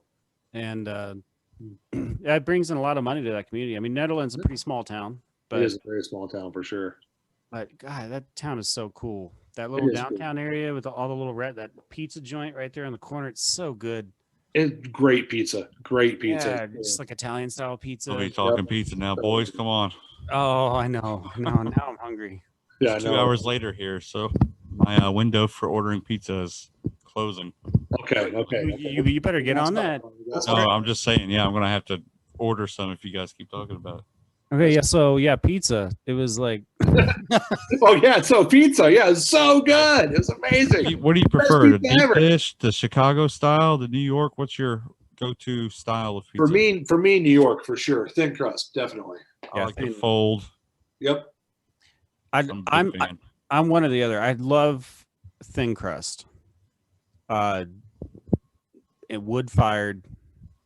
A pizza so thin that you can put it into the wood burning oven and it's ready in a minute and a half. Yeah. That kind of stuff. Oh yeah. Or I like, just because I grew up going to Chicago once a year, deep dish, man. Chicago deep dish. Not for me. I love it. I'll eat it. I mean, it's pie. Oh, yeah. It's pie. It's nothing but It's a sauce. fucking pot pie. Let's not kid around. Yeah, I mean, it's not pizza. It's not pizza. It's a damn pot pie. Hot pie. I love it. Might as well have mincemeat in there. Some I bullshit. do love shoving a bunch of cheese and bread in my mouth. So I mean, it's delicious though. I will eat it, knife and fork all day long, but Sure. it's not my preferred. You know what I mean? no, you have to go thin crust. You got to be able to fold same it here. over. Talk about some fucking heartburn. Deep dish will give you some fucking heartburn. Oh yeah. Oh god, yeah, it will. Oh god. Clear your gut too. Oh my goodness. Yeah. All these things are true. All these things are true. I need What are you to drinking? these cells. I'll be right back in a minute. Cool. What are you drinking there? Corona? Yeah, man. So I have a little. So I quit drinking for like 5 months in the summer. Like on purpose? Yeah, on purpose. And it Wow. was great. It was the longest break I've ever had. And Wow. because I felt the need to. Were you you drinking like? Too much. Gotcha. And so when I started again, not too long ago, a couple months ago, or 3 months ago, I don't know how long ago it was. Anyway, I'm just going to drink light beers, and I'm not going to drink 8 of them, But Corona for me was one of my first. It was the first beer that I ever had was in Austria. It was Stiegel.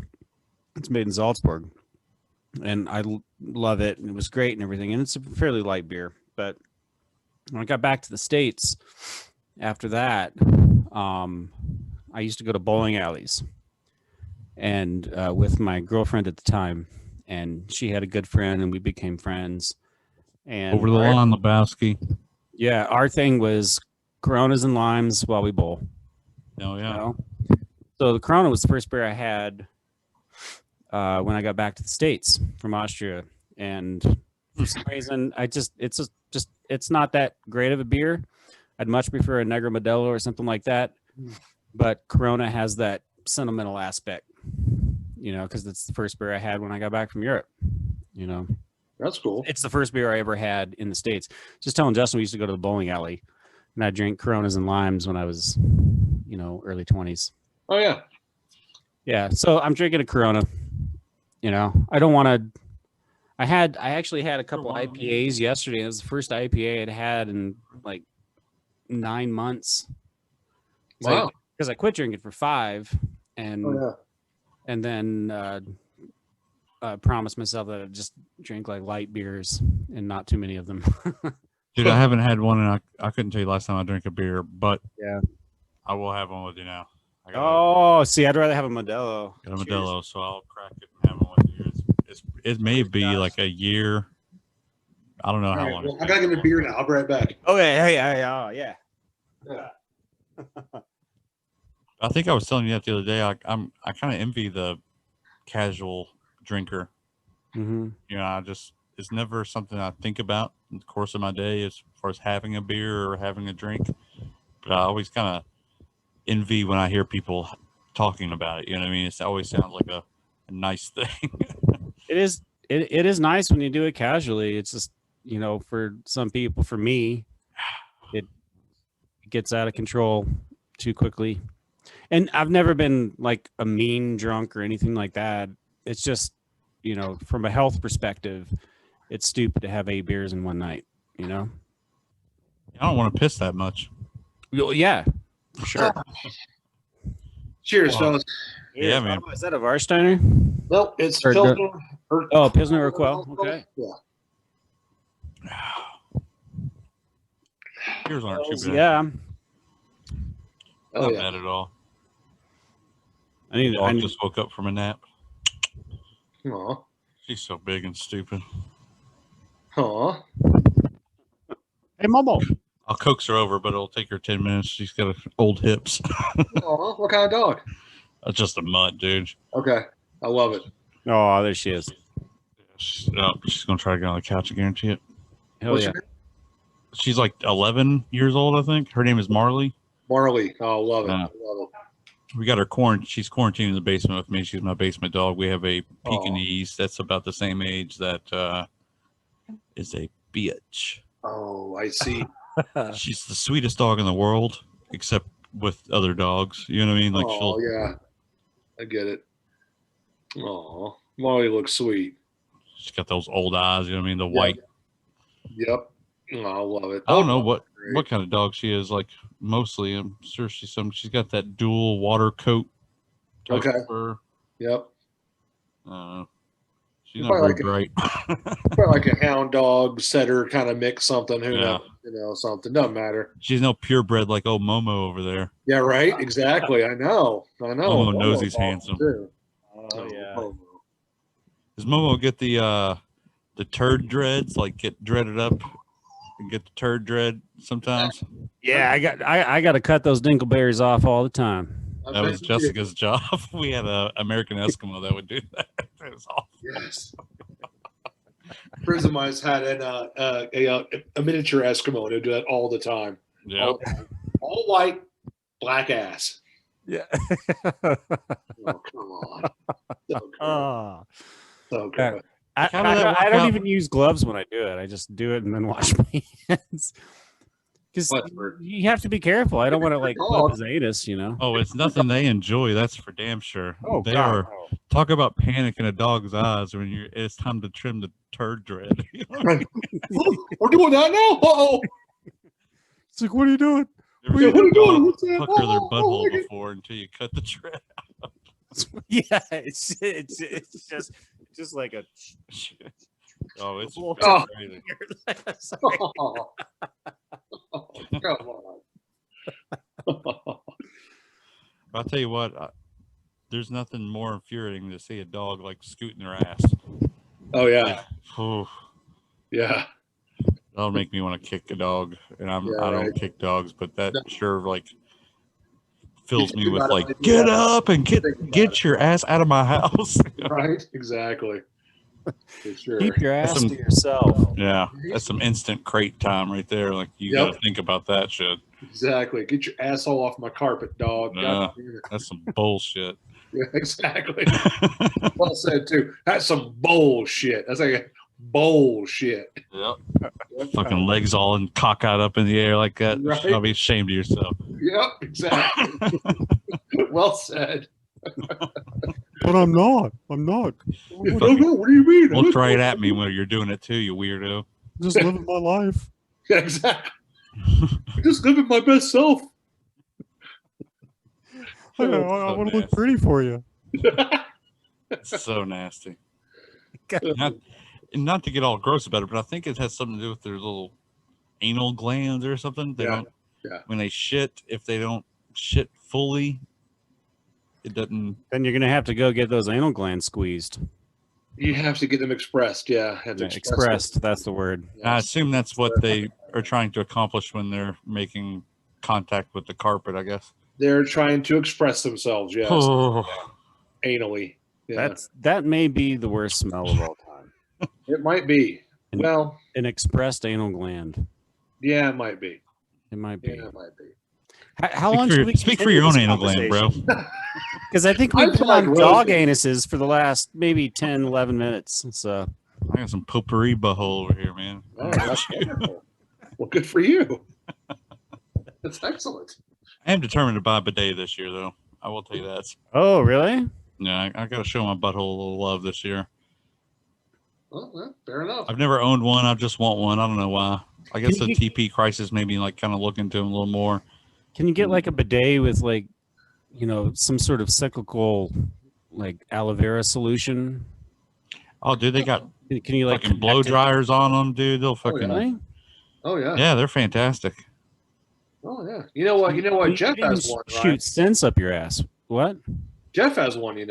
Oh yeah, yeah. I've never used it. I don't care. I have. It's have? something. It's something. Yeah, it's actually pretty nice. It's something. Well, if both you and Jeff, then It's maybe pretty you should nice. try It really is. I mean, yeah. It makes sense. It does make sense. Well, it does make sense. In the Western world, we're spoiled, and We are. and we rape the earth for paper. I would argue that we're Most not. people, We're most people spoiled. just jump in the shower. Yeah. Yeah, it's true. It's surprising how many people actually do that. Mhm. Like, we'll have to take a shower after a shit. Like, it's a very common thing.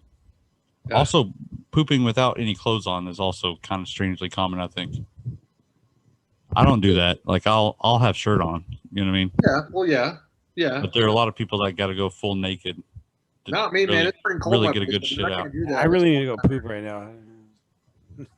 Well, It's cold out here. I can't do that. It's way too cold in here. mine are scheduled I every morning don't. at 10:15. Oh, that's good. Good for you. Good for you. That's Too great. regular. That's great. That's excellent. Set your clock by it.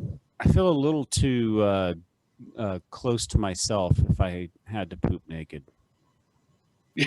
I think it has something to do with like restriction. You know what I mean? Like feeling like you can't get a good bear down or something. I don't know. You got me. I never had that problem myself personally, but I have unhooked like one of my feet. You know what I mean? Take one foot out of the pant or something. You know what I mean? Yeah, Just to get that extra little angle. Yeah. spread So out it makes a bit, sense get that a little, yeah. All right. Okay.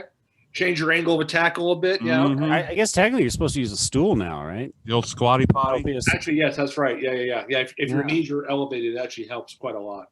Yeah. There's nothing more flattering than catching me with my knees up, squatting over a toilet. I tell you that.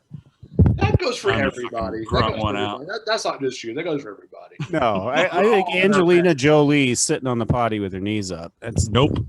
No. Women are fucking gross. Telling you. We're all gross. Everyone. Yeah, but Every single person. it's expected for men to be gross. Like you, It is. if I follow you into the bathroom, I'm going to expect like just to be bombarded by some terrible things. Yeah. But when you do it you go in a bathroom behind a woman and you have that experience, it's shocking. Mm. It is shocking to the point of like, We got to break down Pure those cultural disgust. barriers. Well, you know, you don't feel that kind of disgust when you go follow a dude and, to the bathroom or no, because Really we're supposed to be work that out. way. But when you do, and you just realize that we're all the same. Mhm. Like, oh, they're no different than we are. We're all the no, same. they fucking reek, bro. Everybody stinks. Everybody stinks. Everybody does. Everybody stinks. I got a 13-year-old daughter who fucking Sometime. farts fucking pure Oh. sewer. I think, dude. Like 13 she years will old is clear a exactly the room. perfect age for all the just nastiness to come out of them in every conceivable way. I think she heats them up before. I bet she does. I bet she does. Said she comes in guns hot. Yeah, she warms them up, preheats them. I think. Get that old easy bake oven going. Yeah. Preheat Hey, the burn. parts. Hey, burn your nose. She sits on a heating pad for 5 minutes. before she 425 for 15 minutes before she walks into the room. It's fucking terrible. that. Good and ready now. Clear this fucking room out. That's hilarious. It's not when you're part of it, dude. No, that's fair. Well, it's fair for me. And she's to the age where I'll have to like kind of physically fight her if I got to make her leave the room because she just wants to like make you sit in her. In her filth. Yeah, while she laughs to the point of tears, and you just want her to get the hell away from you. Of course. She's too big. You know what I mean? Now I'm like, fuck, I'm going to have to fight you, and I don't want to get near you. Right? I love it. What's your daughter's name? My 13-year-old is Brooklyn. I have 4 kids, man. Oh, wow. Cool. Right on. Yeah. 13, 12, 8, and almost 6. Oh, wow. Wow. Right on. 3 girls, too. So, yeah. Wow, dude. And the youngest is the boy. So Nope. He's 8. oh no, he's 8. Yeah. Yeah. Oh yeah, you're right. You're right. He's sandwiched in there. Still, you have patience, my friend. Obviously, you definitely must have patience. That's why I say trust me when I say they smell. I do. I do. a lot of I experience. have virtual and on purpose, and I do trust you. Yeah. Even our animals are females. 2 dogs and a cat, all female. There you go. Wow. So Wow. yeah, we're surrounded by estrogen. Yeah, exactly. Crazy. Damn dude. shame. Well, You're holding your own. Oh yeah. There you go. The moment I heard them announce, well, actually, I saw it like in the OBGYN ultrasound. I saw Dick and Ball before they announced Dick and Ball, and the entire office heard me celebrate. That's awesome. Hell yeah. I was That's stoked. awesome. It's great. I'd seen so many tacos up to that point. Yeah, I was just assuming I was going to see another taco. Oh my goodness. So I was pretty pumped, man. That's awesome. That's awesome. I actually wanted a girl. After Lyra, I wanted another girl. And I think it was just exclusively because that's the only experience that I had up to that point. But had you had another girl, you would want a boy. Yes. Yeah. And I know that now because I wouldn't trade Charlie for the world. He's like the cutest motherfucker on It's the such a planet. different dynamic. He's one of the cutest kids I've ever seen in my life. Like, Yeah. he's Seriously. impossibly cute. Impossibly. I mean, Those curls are awesome. if it was 25 years ago, dude, he'd be working for Gerber right now. Absolutely, he would. No kidding. God, Yeah. gorgeous that This little child. fella. He's got that Connell hair, those Connell curls. Oh, he sure does that. Oh, curls. I still wish I had it on top of my head, but I still got it. Still got it here. Yeah, you got him all right. It's Yeah. such a different dynamic between daughters and, you know what I mean? Like the whole daddy's girl, mama's boy shit's so fucking real. Mm. Unbelievable. Like, it's just, they know how I've to. seen it in Charlie. I've seen it recently where he's just in the past couple weeks where he's like, I want to go hang out with mommy. Oh, You know, when do we go to mom's house? You know, that kind of stuff. But Lyra seems seemingly very much attached to me. They're master manipulators, No. though. That's what I'm saying. Like, God, they Lyra know how to. manipulates me all the time. oh, she must. I'm sure she does. She's only 7. I'm so And scared. she's when so much more 13. skilled at manipulating you than she is with manipulating her mom. I guarantee it. She's Oh, skilled yeah. because I don't know when she's doing it And Charlie would be the same way with her. because she'll teach him. No, he'll just know how to pull those strings, man. Yeah. Something about it. You know how it is. Lyra can look Yeah. at you and you're like, fuck. You're You like, win whatever it is. oh, Lyra is not my daughter, obviously, but I would give her the world. If she asked me, Yeah. you take everything I have. Just take it. Just Yep. take it. she, the reaction. she convinced me to clean her room for her this weekend.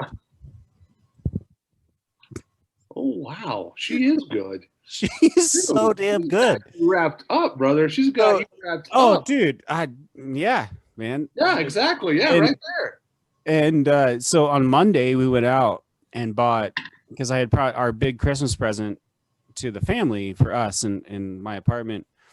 She wants another pet, and the deal was, well, if you can learn how to take care of a fish, and they're hard to take care of, if you can learn how to do that, and you do that with me, and I'll help you, then yeah, we'll consider getting a cat.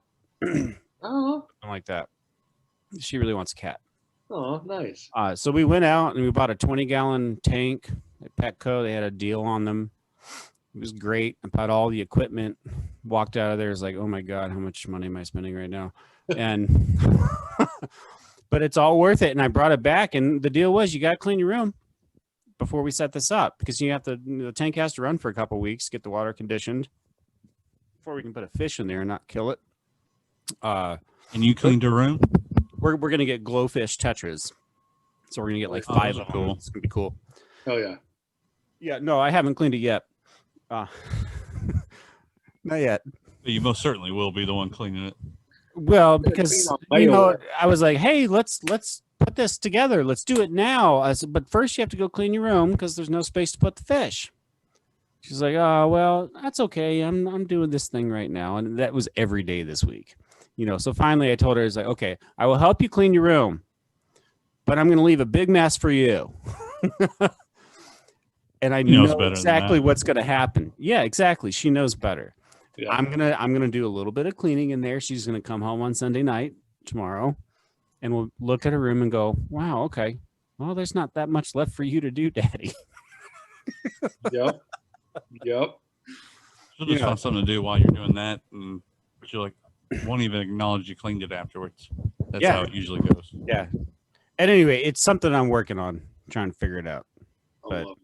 But I'll never. But you're right, Justin. I will never figure it out because she will always have me. You just accept it. Yeah. You accept it, and that's okay. Yeah, because the older you get, the more you can just call them out about it and have fun with it.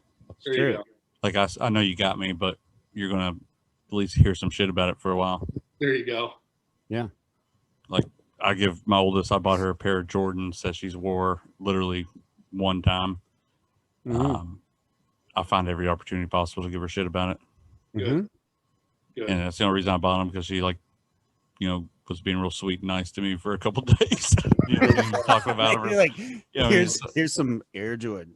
Well, she was talking about what, and I was like, well, send me a link to what you like, and I'll take a look, and how that goes. Yeah. Mm-hmm. She's worn one time. You poor suckers. You poor suckers. I know, right? You're standing on the other side. I'm definitely on the other side for sure. No kids for me. No thank you. No way, no how. Nothing wrong with that, man. I'm not envious of it, but I certainly respect the fuck out of it. I don't know. It was never in me. Never at all. I didn't think so either. Yeah, fair enough. I never held a baby until I held my own. I was never that kid that I was super terrified of holding a baby. You know what I mean? Yeah, for sure. It was definitely a defining moment in my life. The first time I held Lyra, and I realized that. I mean, I was, I didn't want kids, but it felt logical. So, we went through. Call our neighbor to help me button up onesies and shit when when my oldest was small, because I didn't know what I was doing. That's fair. I'd button it up, and then I'd figure out oh, this is way off. You're not supposed to have 3 armholes here. Honestly, I can't imagine my life any other way right now. I mean, I'm sure you could. They change everything. But the beauty of it is that we don't need everyone in the world to have babies. No, we don't. No, we don't. There's already plenty. There's already plenty, but the fact of the matter is, the studies are coming out now that saying the population is actually going down. Yeah. In 50 years, we're gonna have less people in the world than we do now, and I think that's a good thing. Hey, what do you think people have been doing all this quarantine? I'm lucky I'm not having another one right now. What are you talking about? Yeah, right. There you go. Well, yeah, that's a good point. Yeah. What are you going to see a baby boomer type situation as a result of the quarantine thing? You know what I mean? Yeah, come out March or April next year. We might.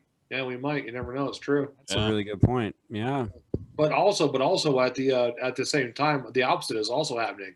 Divorce rate skyrocketed. Yeah, because you got to remember, you're you got to look at that person more. Now you can't get away. Now you can't go to work. Now you What the can't. fuck go are out you to still drink. doing here? Yep, exactly. I mean, I can't blame the pandemic on my divorce, but No, but it is. but I did get happening a divorced lot. in 2020, so You did. It's That's true. that scenario has happened a lot. I'm sure. Like yeah. just being real sick of being around each other. Not Oh being yeah, able to escape. sure of it. Yeah, definitely. You I hear that have to- happens at retirement too. Yeah, You have to have your own time. You have to have your own space. It's do. You do. absolutely Sure. vital. I mean, maybe not for everyone, but I know for me, speaking for me personally, I do crave friends from time to time. I mean, I crave you, Josh. I crave you, Justin. There are other people I crave that I want to hang out with. If the pandemic wasn't going on, I certainly would have been texting you probably Oh, we would have seen each other a lot more every day. Yeah, no, right. no. No, yeah, I would have been. more often for sure. I would have been. Hey, man, once a month we got to get together and play Oh some yeah, games. and that will happen again soon. I hope. And it will for sure. And I have faith in that. And I believe that will happen. But I don't like. Mostly, it's just even though I have my dark moments and I might like cry a little bit every day because that's the person that I am. We were talking about that earlier, Josh. I'm happy to sit here, do this, Yeah. and read a book and watch movies.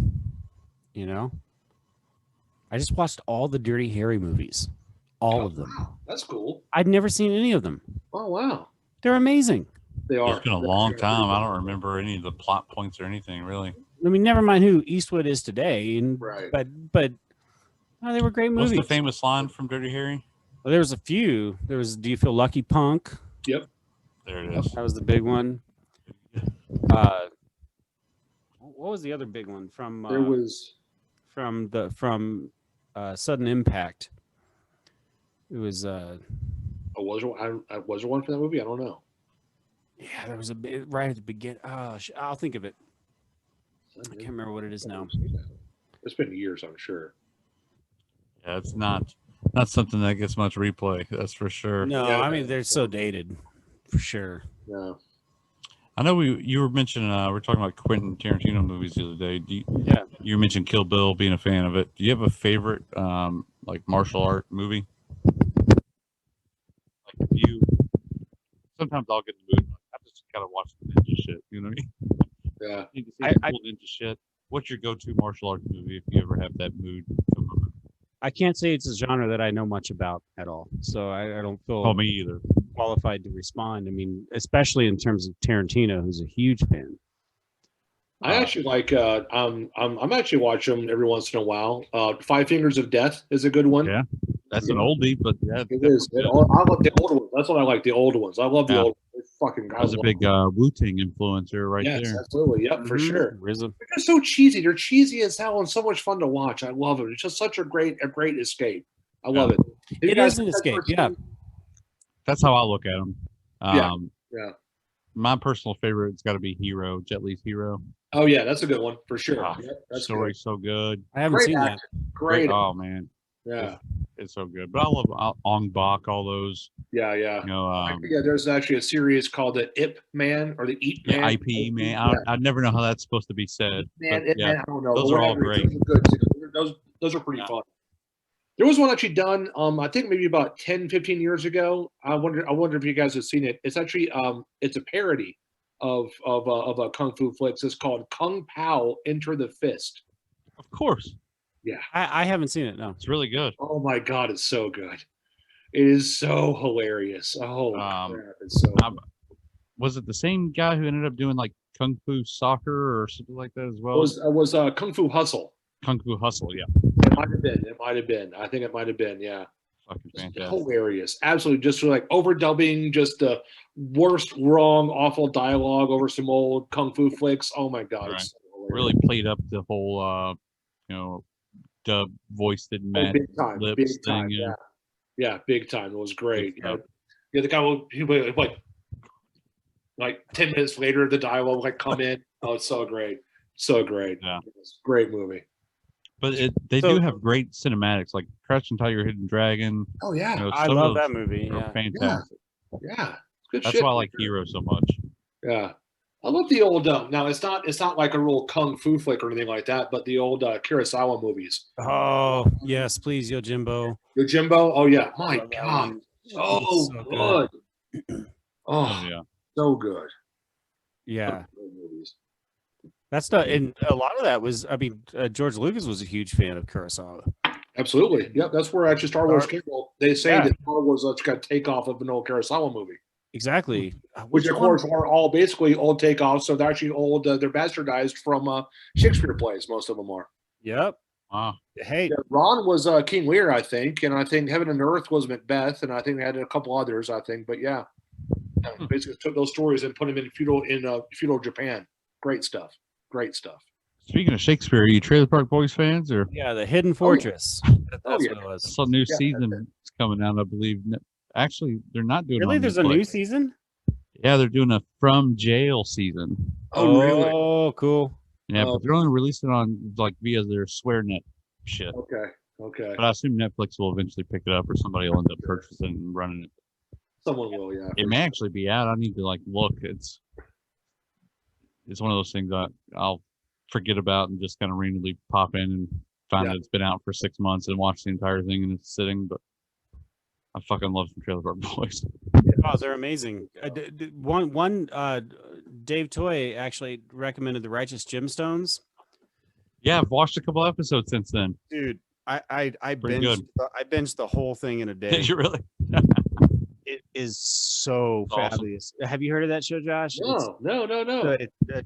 Written and directed many of the episodes. Every episode written by Danny McBride. Oh, I'm in. Yeah. So if I'm you're an in. It's Eastbound and pretty damn Down good. fan, or I love Danny McBride. I'm a huge McBride fan. I love that guy. you have to watch it. And John Goodman is Oh. it's a family. It's a Christian family.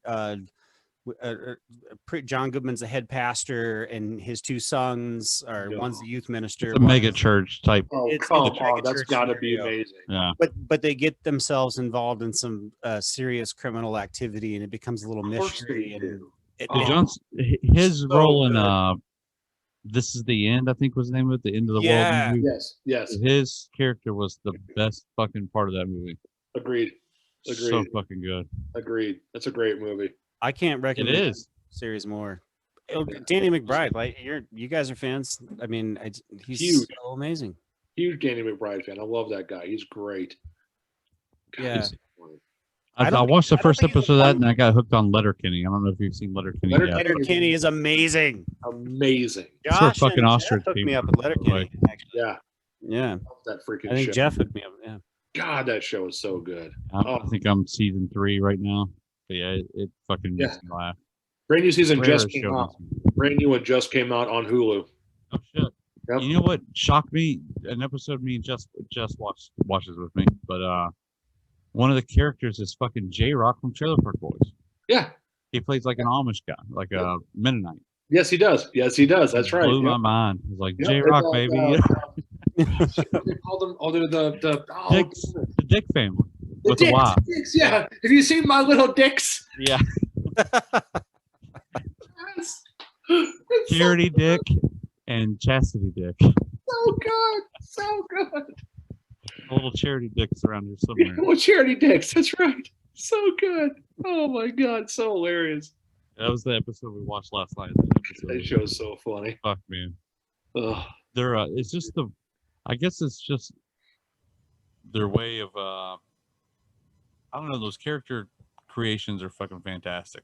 Yeah. I love when a character sticks with certain little sayings and nuances and just over the top some, you know what I mean? Absolutely. It's rare I actually get to laugh out loud from a TV show, and that's one of the few same that has here. done that. Same here. I agree. Same here. Mm-hmm. It's true. I'm a real big critic, I think, when it comes to comedy. Like, Well, you're also a stand-up comic. to a certain Nah. extent. Yeah, no, you've done a lot of. I've seen some of your stand-up. It's really good. I can't Really? even, there's no calling that. Like, there's no reality to that. I've done it. I've done some open mics because I love it. You know what I mean? But you know, I'm not You're being skilled very modest whatsoever. here, my friend. I don't know. It sounds like you're being very modest here, and I think Nah. maybe you're. Oh, come on now. But I enjoy comedy a lot, like a lot. So I get angry when I hear people laugh at dumb shit. Like it Yeah. bothers me. Like that's not fucking funny. What I'll the tell you this. I'll tell you this. As a person who has been trying to be a writer for all of his life and who just finally just got a book published, thank goodness. Comedy is hard to write. It's the hardest thing to write. Wow. Tragedy is easy to write. Heartbreak is easy to write. There's no problem there. It's super simple. Comedy is so tough. It will expose everything. Like if there's any leeway of something's not real sounding, it'll just ruin it. You know It's what I true. mean? Absolutely true. Absolutely true. It's so hard. It's so tough. Like I guess it's stand up that makes me mad when people think certain comedians are funny and like they're fucking not. who do you like? Who do you like? What stand-ups do you like? My Mount Rushmore of stand ups would start with and end with Doug Stanhope. Okay. He's great. He is great. He is fantastic. I'm a dark humor person. Justin Nick's hilarious.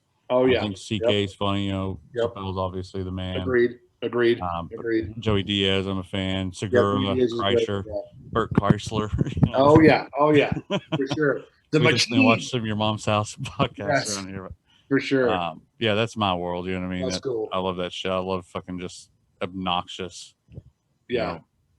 ridiculous humor. I want to be offended type shit. You know what I mean?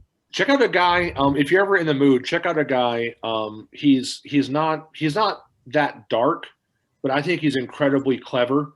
Maybe you'll like him, maybe you won't. But of course, I love British humor. But he's a British comic named James Acaster. Check him out one day. He's brilliant. That sounds familiar. He's like a Netflix special. He does a Netflix special. Yes, he does. Yeah. Okay. Hold me up a picture of this guy. I may have seen him. He's great with like the long con. Like you don't realize like the first thing he says at the beginning of his like special is a setup for the whole thing. Right. It's like a 3-part thing, and it's just this. He's super. Great. He's super smart. Gervais, I think, is hilarious too, man. Gervais I really is great. I love Gervais. Gervais is my favorite comedian. There's another British comedian who's got the weird laugh, like the.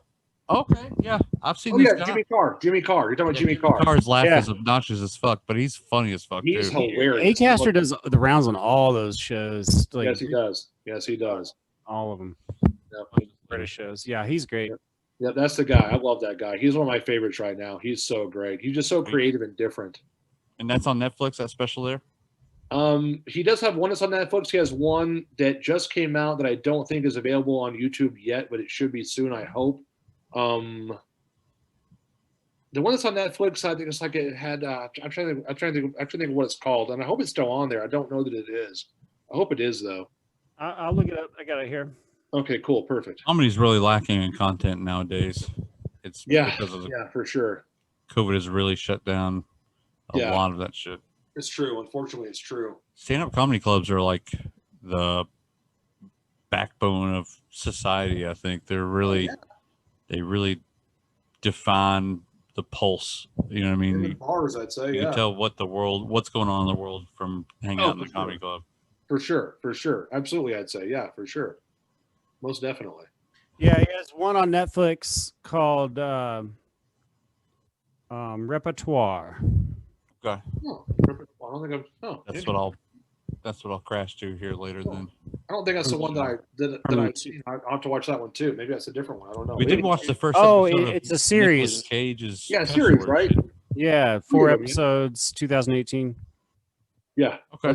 That's it. It's really good. Gervais is. Get back to Gervais for a second. Gervais, I love that man so much. His worldview is so beautiful and so comforting, and releases my anxiety when I listen to him. His special Humanity on Netflix, just so good. It's so fucking good. So good. And that's why I like Stanhope. He's a Gervais, but like an Americanized gutter version. Gervais, yeah, for sure. Yep, totally. He's so good. Stanhope is great. He's like the Hunter S of stand-up, I think. Ooh, wow, that's he's got a super unique view. I mean, I'm a huge Hunter fan myself, so that's very high praise for sure. One of my favorite stand-up quotes is fucking never work hard. We all die at the end. Didn't anybody tell you? Yeah, exactly. You know, what I mean, it's perfect. It's like, you're right. He's like, Yeah, it's true. fucking steal shit from your office. What's the point? You know what I mean? What's the point anyway? Because they're all going to die anyway. So Yeah, who don't cares? fucking work hard. Right? What are you doing that shit for? Fuck that. Unless it's something you love or are passionate about, there's no point in working hard ever. Yeah. He's great. Love that guy. The bare minimum to collect your due. I wish I could say that was true for me, but yeah, well, yeah, I know. It's I work hard, boys. Yeah, you do, man. Well, not really. I don't sling a hammer or do anything physical. You know what I mean? I just use my brain all day, so I can't complain. Well, it's time. I mean, it's time. You're putting time into something that you could be putting in other things. I will always make the argument, though, that mental exhaustion is worse than physical exhaustion. Yes. Well, physical exhaustion, you can just sleep and you're okay. Mental exhaustion does not go away a lot of times. I've had days where I can't even have a conversation. Yeah. You know, like after I get done with a long day of work, like I feel like mush. Like I'm for sure R-worded. What's that? What do you do right now? I work for a law firm. Okay. Yeah. Yeah. So I'm managing case files all day and say no more. Nope. Say no more. Yeah. God. Yeah. That's craziness. It's like I only have so many thoughts I can have during the day, and when those run out, it's just, for sure. Who knows what's going to happen? It's just I get that. I get that. Super R word. yeah, for sure. That makes sense. Is that not a word we can say anymore? By the way, I really like that word. I'm okay with that word. Me too. Words are words. I'm okay with any word. Words are just words. Words are. I think. Yeah. I mean, I think it's the context. I mean, there are. I mean, if it's used in the proper context, then I think it's totally fine. Like as a product of the 80s, like I tell my kids, if you use a word, any word is okay, as long as you don't use the word to hurt someone else. There you go. As long as the target of the word is not a person that could. And that's kind of what I meant with when I was talking about the whole First Amendment thing earlier with Trump. Yeah. Like you can say what you want to say, but as long as your words hurt someone else, then you forfeit the privilege to actually say those words. That's a very good point. I mean, you can't just say you're allowed to let words hurt you. Well, okay, you can grow up. Well, but not everybody is that smart though. Not everybody has that capability. Well, that's not my fault. No, it's not. No, that's true. That's true. And now I'll draw a line. In comedy, say whatever you want to, I don't care. But if you're the president, your words matter. Yeah. You're right, but same thing though. Comedy, like the people who are saying what they want are also like getting canceled left and right just for and they shouldn't be taking those risks. They should not be. I agree with that. They should not be. No, they should not be. But the president should. Because a comedian can say whatever how they want to, and he's just a comedian. But the president, these people follow him like he's a demagogue. What if they put a drummer in the behind them just to do a boom every now and then? Would it make it better?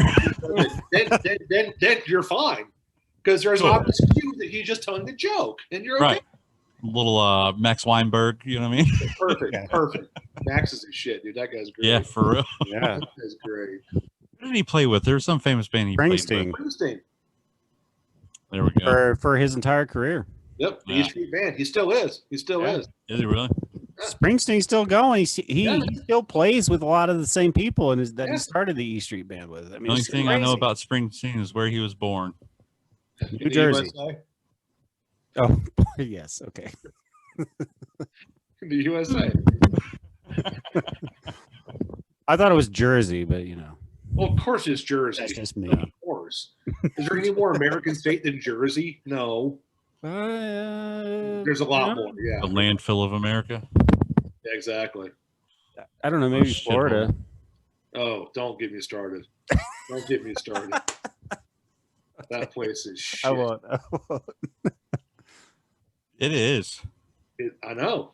I lived there for a long time. First of all, how do you fucking like boiled peanuts so much? Fuck you. You know, boiled. If you're stopping on the side of the road to buy boiled fucking peanuts, go fuck yourself. Because they're fucking awful. That's fair. Essentially, they're wet. They stick to the roof of your mouth. I don't fucking appreciate that. They're sold on the side of the road. There's something fucking wrong with it. Like I want to taste dry salt on my peanut. I want it roasted and just poured. Yeah, with dry salt. roasted. Yeah, Dry roasted. not wet. Why? Yeah, I Buying don't peanuts understand out of a crock pot on the side of the road. Yeah, have a crock pot. That's right. Have a crock pot. It doesn't even look like a damn peanut anymore after you boil it. No, it No, doesn't. It looks like a testicle. it Or looks some like kind- some something that ranch should be parma or something. expressed. Yeah, it looks like something. Yeah, exactly. Yeah, that. Well said. Yes. On that note, I'll be right back. But why are they so popular though? Seriously, like I don't It's a understand culture thing. I mean, I know many people from Louisiana and that boil peanuts. That's the thing. It's you serve them those people. at picnics. I don't know. It wasn't an Indiana Kentucky thing, so I never. Yeah, but Yeah. I mean, we adopted all the other shit. We'll have a crawfish boil and Oh hell yeah! I love all that crawfish. shit. You know what I mean? But I think there are certain things that you just you're boiling don't. peanuts. You better stay below that Mason Dixon. That's all I'm saying. Yeah. Yeah. I think there are certain things that you don't introduce to smaller cultures. Civilization. Yeah, Yeah. that ain't fucking right.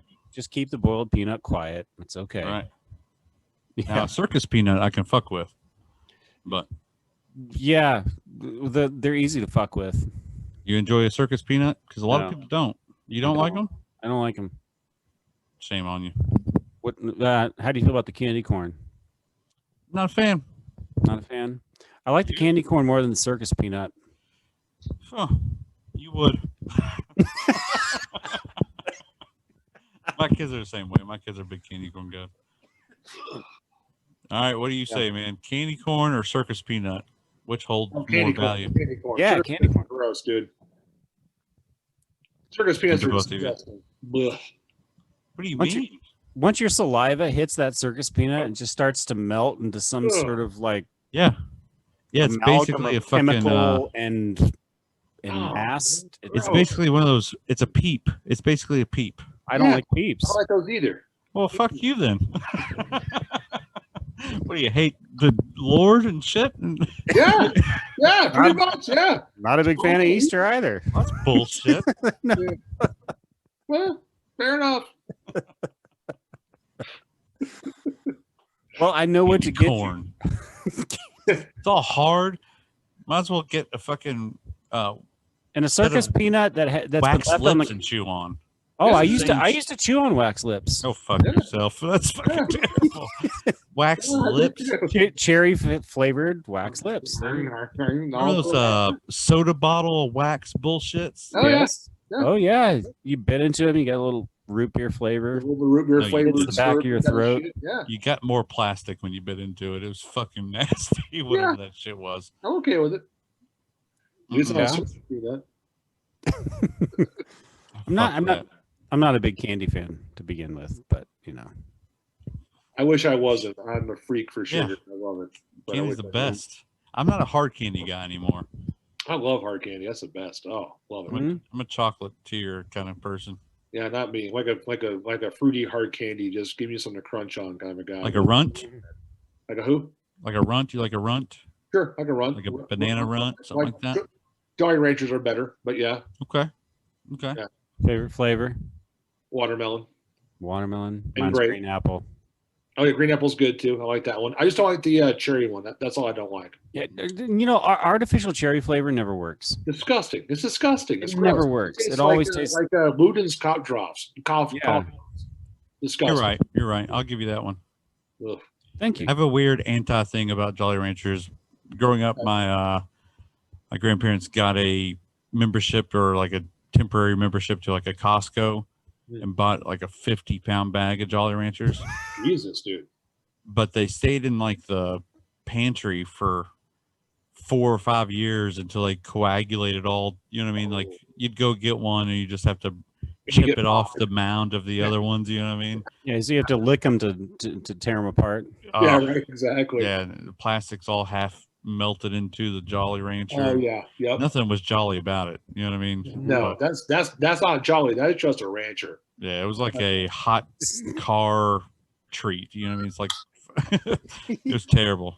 Hot car treats, yum. You know what I'm talking about, though? Like finding, you're like, ooh, this has been in here for a Yeah, I couple know what you're days. talking about. Absolutely. Absolutely. Hot car treats, for sure.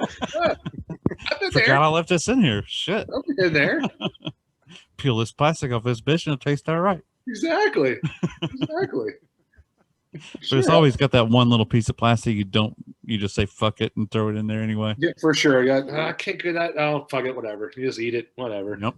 So If you Justin, take the plastic out, and you do. If you don't, you don't. Whatever. you're a chocolatier. Yeah. How do you feel about white chocolate? I'm a Zero fan. Mm. Zero candy bar. That's one of my favorite candies. I don't know. Not familiar? No. Oh, it's a Midwest thing for sure. Okay. Like I almost think it goes hand in hand with a Big Red. Oh, all right. Really? Wouldn't you think? I've never Zero tried bar and a Big Red, like I I've appreciate had a a Big Zero. Red in 20 years, so How would you describe a Zero? It's almost like a white chocolate Snickers without Yeah. the peanut. I don't know how you would describe it really. Interesting. I haven't It's had one in a fucking long tasty. time. But yeah, Put them in the Like freezer white for a good chocolate minute or caramel and two. stuff or something. Say that again. It's like white chocolate and caramel and Fucking Google it. I gotta know now. right. You got it, Ryan? Yeah, I'm rather curious myself. I wonder if it is just like a regional thing, Oh yeah, it might be. like a RC Cola. Yeah, RC Cola. I know RC Cola real well. I haven't seen it in the store in a while. They stopped it. They Pepsi company shelved it. Yep, that's right. They sure did. Fucking awful, to be honest with I you. was a boys. kid. Actually, I'm actually from the South. I'm actually from Chattanooga, Tennessee. And when I was a kid, actually moon pies were and still are. Dude, a hot RC and a moon pie was the shit. Yeah, dude, I'm telling you. My thing was yoo-hoos and moon pies. Yep. Dude, a fucking chocolate moon pie, about 10 seconds in the microwave. Oh yeah, it's just good. Banana one's pretty fantastic too. There we go. Good Zero.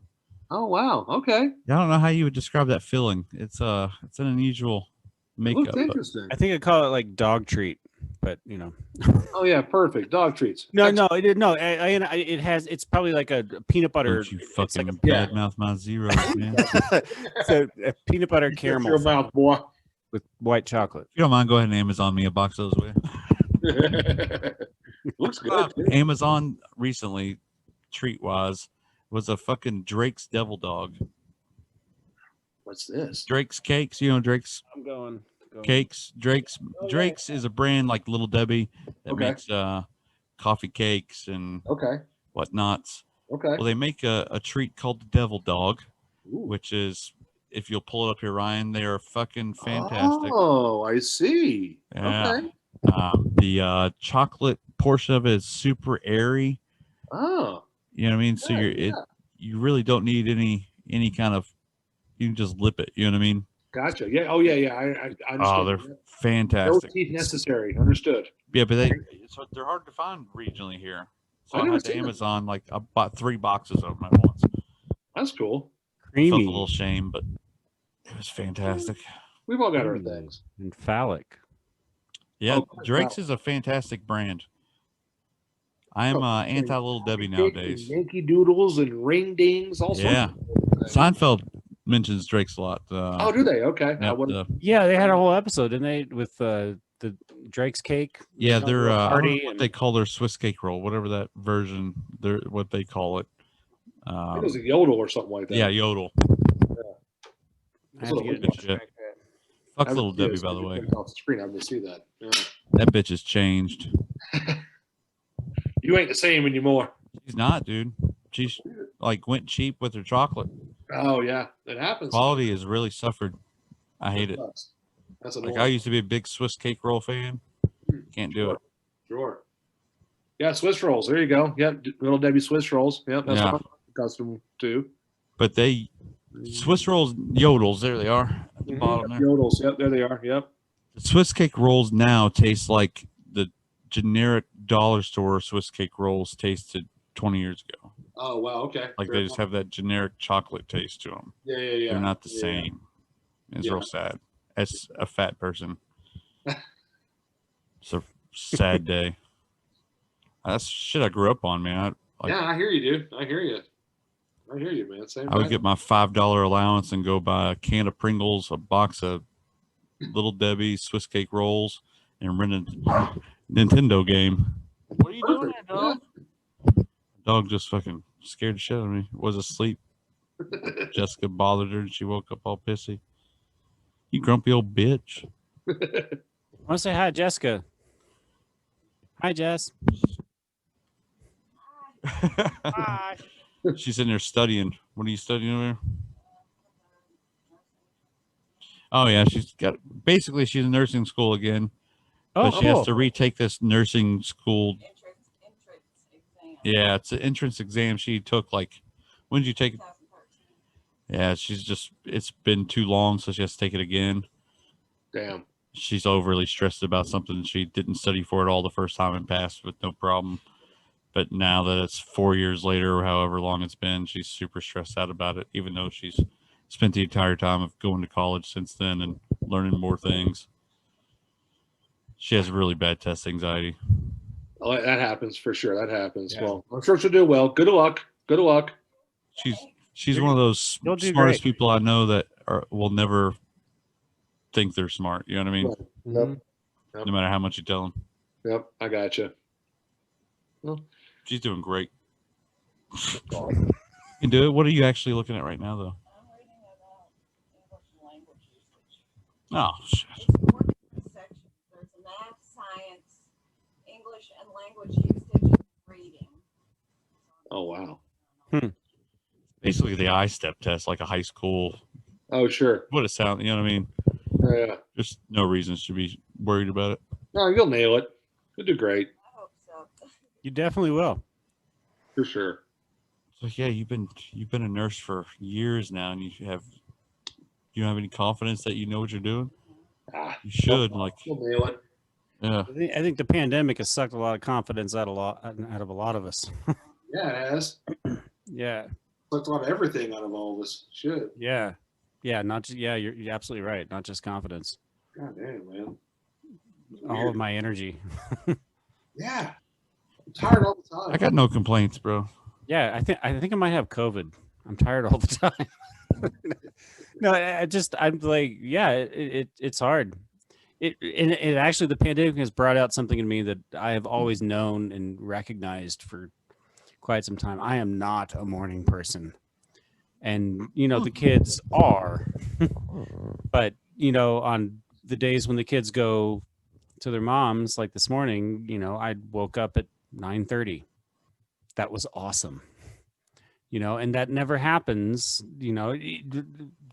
Today was like a weird thing because it doesn't usually happen that way. Usually I'm on the schedule and it's like, oh, even on Saturday after I drop kids off, 7 a.m. I'm up. Yeah. When you do have those moments, do you find yourself like waking up with a little bit of panic? Oh yeah. Right. The anxiety never goes away. Like, what the fuck is about what's going on? I feel like I should have been doing something 2 hours ago. Yeah. See, man, anxiety is a bitch. Yeah. It's the one thing in my life that I wish I could get rid of and change. And I frankly don't know how to do it without chemicals. And there are a lot of good ones. No, there's so many good ones. But I can't. I'm tired of living with it. It's going to bed at night. It's the reason why I don't fall asleep before 2 a.m. almost every single night I'm alive. And I'm up at 7, I mean, 5 hours of sleep, that's not too bad, but I need more. More's better. It's not that I don't sleep. Sometimes I'll take a nap. If the kids are watching a movie, I'll sit there on the couch and take a little nap. And that rejuvenates me for the rest of the day. Dude, we have movie days just so I can have an excuse to fall asleep and take a long time. Nice. Yeah, exactly. You guys Okay. want to watch a movie? Yeah. Yeah. Anything you want. Blankets, bro. Let's watch a movie. I don't care. Do whatever. I don't care. Yeah. Oh yeah. Yeah, exactly. But I just tired of like at 1:30 in the morning or 12:30 in the morning or 11:30 or 10:30 I'm like, how am I going to get to sleep tonight? I don't know what I'm going to do, you know. And I have my rituals, you know. I live in Colorado, so you know, I have smoke a lot of pot. Cheers. And it's a saving grace for me. It like it really helps me, but I still, hear it is helpful, sir. Yeah. I think you know something about it, Justin. You I have been to Colorado once or twice. Yeah, I hear it's a good time. yeah. Maybe one day our state will resemble Colorado. I think it will, and I think it'll happen in our lifetime. I think so too. Yeah. Yeah. Pence really may have to perish first. He might. If he comes back to Indiana, we're fucked. I'll tell you that. Yeah, you are. Yeah, you are. The thing is, what's he going to do after this? Is he going to go on a book tour? The Mike He's gonna bring Pence? his mom Is he going to back. open a mega church? I think he's playing cool, and he's going to run for president. He is. He is. Yeah. He's already been talking about it. He's going to. Fuck that. Oh yeah, he has been talking about it. Yes. Yeah, he has. Yeah. I just suspect that that's what he's playing for. So gross. He doesn't We want have to to look choose forward a side. to. Well, the three like major frontrunners now that have already basically said that they're going to actually four that they said that are going to run in 2024 are him, Cruz. exactly, Hallie, that guy from Missouri who started this whole thing on Wednesday. He's That never going to get it. No. they won't, and Trump Jr. Yeah, I expected as much. and Senior if he gets a chance, if he's on impeach or if he isn't in jail. Yeah. I What's your don't like, think he's left going to get a field- chance. I think he's going to die because I hope he's so. not healthy. I hope so. It's a positive outlook. Well, I hope he goes away. I can deal with If anyone Don Jr. deserves to die, it's him. That's all I'm I saying. can deal with Don Jr. He's an idiot. He's Well, an- McConnell definitely needs to go ahead and pass away. But Uh-huh. Oh yeah. who's your out of left field Kanye elect? You know what I mean? Who will be that person in the next election? I know who I want. Who's that? Oprah. There you go. There you go. I There you mean, go. like if the right can do it, yeah. Let's get a Hollywood figure. I mean, she's Chicago, obviously, but There you go. let's get someone well connected in the entertainment industry, you know, or George Clooney. He'd be pretty awesome. He's the one. He's the one that people keep talking about him Yeah. or like Tom Hanks. People talk about the two of them all the time. That would be great. But Tom Hanks always denies it. He's The only thing I read about Tom Hanks is not good. I would personally hate to see any celebrity ever be president ever again, ever. I I absolutely don't care who agree. you are. It's not part. As It's crazy not as for it you. sounds, I really believe if Joe Rogan ran for president, he would have a good shot of winning. Yeah. He would. That and dude has really- I think he'd make a piss poor president too. I think. I he- agree with that 100%, but I think he has Shit. enough influence to make a Unfortunately, legitimate that's true. run. Unfortunately, that might be true. Yeah. I don't necessarily dislike the guy, but he would not. He's not for that job. No Yeah. way. No Yeah, way. but I think he could like bring along a good VP or so, like a Brett Weinstein or See, here's It's possible. here's my point. I mean, like anyone from the entertainment industry, anyone who works outside of politics is not going to understand the system. Right. Correct. Okay, they're not going to be able to come in and be a president and knows be that work in effective it, know as how a to president. abuse it. But let me say, I mean, the problem is with the system itself. That's why I don't like any of the politicians in place. There's a few that I like. You know, I love Bernie. You know, I hate to I don't. be that, but no, I mean, and there's others that I like and that I think have a little more of a moral center. And there's people on the right that you know, everyone shits on Romney, but and to some extent, as a Republican, I think he's a decent man. I hate Mitt Romney Mormonism, reminds me of but- Two-Face from Batman. and I think, but that's the point. Is like every politician, probably even Bernie to a certain extent, is two-faced. Oh yeah, you have to be, don't you? You have to Like be. you So he have looks to. like you, him. you have to, and you talk about this in your book. There was one line it was the line I was trying to find earlier, but there was one line that you mentioned in your book. Something I don't remember if it was a quote or just part of a narrative element, but you were saying like the politician. I'm paraphrasing. The politician always puts the needs of the populace on the back burner, Correct. and that's exactly what's happening today, Yeah. and it's always happening because as a politician, you have to be able to navigate a structure, a system of government that requires certain things of you, which takes away your time and doesn't allow you to focus on the people that you represent. Yep. And so I'm all for mixing up the system, not with Trump, Totally. but I'm all for like getting, because I don't trust any politician. I mean, any one of them will look you in the face, say one thing, and then go in and vote against you the next day in Congress. It drives me crazy. You know, I ran for office I in think we need to 2006. get more people like us. We need to get more people, younger people in not fucking Josh Hawley, but others that have being a liberal. I say AOC and Amon from Minnesota and people. I love those people, but I mean, even on the right, they need more people who have a stronger moral center that want to actually help the people that they represent. And for some reason, politicians don't do that, and they can't do that. I think we got a country full of adjunct professors who are looking for extra work and could do a fucking fantastic job. I agree. Yes, I absolutely agree. Absolutely. Cheers to that.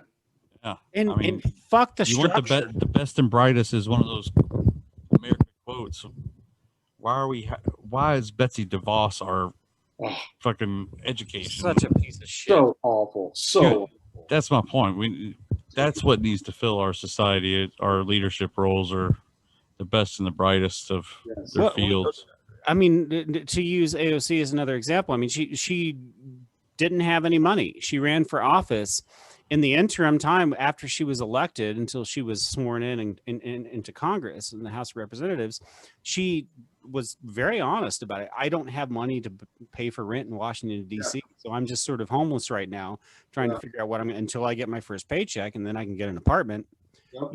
Like we need more people like that who are closer to us, people who not necessarily just exclusively people who are living paycheck to paycheck, but people who have a sense of like how close doomsday actually is financially. Just somebody like her that's a little smarter. Struggle. Yeah. People who are like close to the struggle. This is part of the reason why I love Dr. Cornell West, and his podcast, Tightrope. He was just on another one. I just subscribed to it. I want to throw out a shout. I'll throw it up here, but just so open and honest about just everything. That's what we need politicians to be. We need long form podcasts with politicians. Yeah, we also need politicians to stand up and be honest and say, look, I'm not going to vote your way every time. Right. Especially as long as we live in a binary political environment, there's no fucking way I am capable of meeting your needs at every level. Yeah. That's why we shouldn't have a binary political environment. Did you ever watch Bernie's Joe Rogan episode with Bernie? No. I did. Dude. It made me really respect Bernie a lot because it was like a 3-hour. You actually get to like hear him discuss his views and shit. Yeah. I have no beef with Bernie. The only beef I have with Bernie is him not standing up for himself way more than he did, Yeah. Well. Yeah. For somebody who spent his entire life standing up for other people, right? He should have stood up for himself when he got fucked out of the last election. He's a pretty guy. Here's a hope that I have, and I don't want to necessarily make it a prediction, a political prediction, but maybe it's more of a hope. Joe Biden's president. Okay, we now, historic Georgia election. I mean, Christ's sake, come on. You think he dies in the first term? Yeah. I think so, and I think and I also think an assassination attempt is quite possible. It will happen. There's definitely going to happen.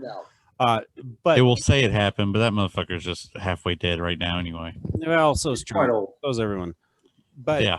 But here's sort of my prediction. This is my own theory that I'm formulating. Is okay. So now we are in control of the House and the Senate and the executive branch. Okay, so we have all of that at our disposal now. So the one thing I really want to happen is to give DC statehood, to give Puerto Rico statehood, because then we get 4 more senators and more people in the House of Representatives. At that point, it opens up the scenario in which we can have a populace that will feel comfortable voting third party again, as long as we can have a strong third party candidate. Because that's a big problem. So we never have a strong third party candidate. It's all just a laughing stock. Jill Stein was a mess. Yeah, Even all the way back to Ron Paul, he's a mess. it's a mess. Like, and if we can present government in a way that I feel comfortable, because right now it's 50-50 in the Senate and Kamala Harris is the deciding vote. Right. You know, add DC, add Puerto Rico, we know they're going to go Democrat. Yep. What do you think about the idea of? But then that will give us the opportunity to establish a larger political system that can hopefully capture more people. I don't like that. What do you think about the idea of splitting the president, vice president between the parties? Like the leading candidate of both parties, whoever wins their election would be the president. The other party leader would be the vice president. I don't like it because it still establishes a binary system. And in this country, in this day and age, it's just not going to work. I don't think there's just too much. Fucking day and age. I mean, there was talk that That's Biden was going to actually do that. And at the very least, he was going to incorporate the Republican-leaning people in his cabinet. He brought in some weirdos. I haven't done my research, so I'm not sure who they are right now. He brought in Yang for something, didn't he? I haven't yet. I don't think, or maybe he has. Maybe he has. I don't know. My favorite nomination so far is Secretary of the Interior. Who's that? Native American woman. Oh yeah. Yeah. She's so good. Great. She's great. And I forget her name, but yeah, she's great. We have a Native American in control of public lands. That's just it's about freaking time because it was theirs. Yeah. Hello. Yeah. Ridiculous. I love it.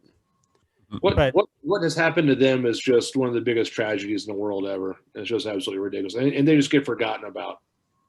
And I'm all for BLM. I'm all for all of that. But what about them? What about the natives? What about them? Yeah. I when I was I don't know, I was like 15 or so, still living back in Indiana, southern Indiana, Kentucky. I would come out here every year, sometimes with my parents. Once I learned how to drive, I would come out here by myself, Colorado. And one time I met up with my uncle when I was about 15 or 16, and we went down to Second Mesa in New Mexico, the place where, you know, Ansel Adams took a lot of photos down there that are become iconic in his catalog. And dude, it was a Native American reservation. Yeah. I had never experienced something like that before. Poverty on that level. And it changed my life. Yeah. It really made me realize how that was the moment when I realized I was white. You know, I didn't know what to do about it. I didn't know how to change it. Right. But I know what I felt, and it did not feel good. You know, and, you know, that said, I don't want to say anything like these poor people, because I think that it's condescending, and I really hate that kind of rhetoric. Yeah. It's disgusting. And politicians do it all the time, including Nancy Pelosi.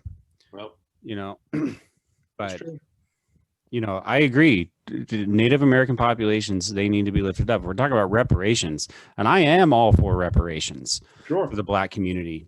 Absolutely. Reparations. They were just, Cornel West was talking about it. Reparations folded in the context of Medicare for all. And actual physical, you know, payments for reparations to build Black communities again. But we have to include Native Americans in that too. Yes, we do. Yes, we do. Absolutely, we do. Okay. I'm off my soapbox now. It's okay. Can we come to a conclusion here, boys? It's midnight 30, and I gotta pee real bad. Yeah. You can do that. Well, I'm tired as fuck. That's fair. Hey, that's totally fair. I'm say also on that anxiety no sleep regimen you were speaking of. Yeah. There you go. Yeah.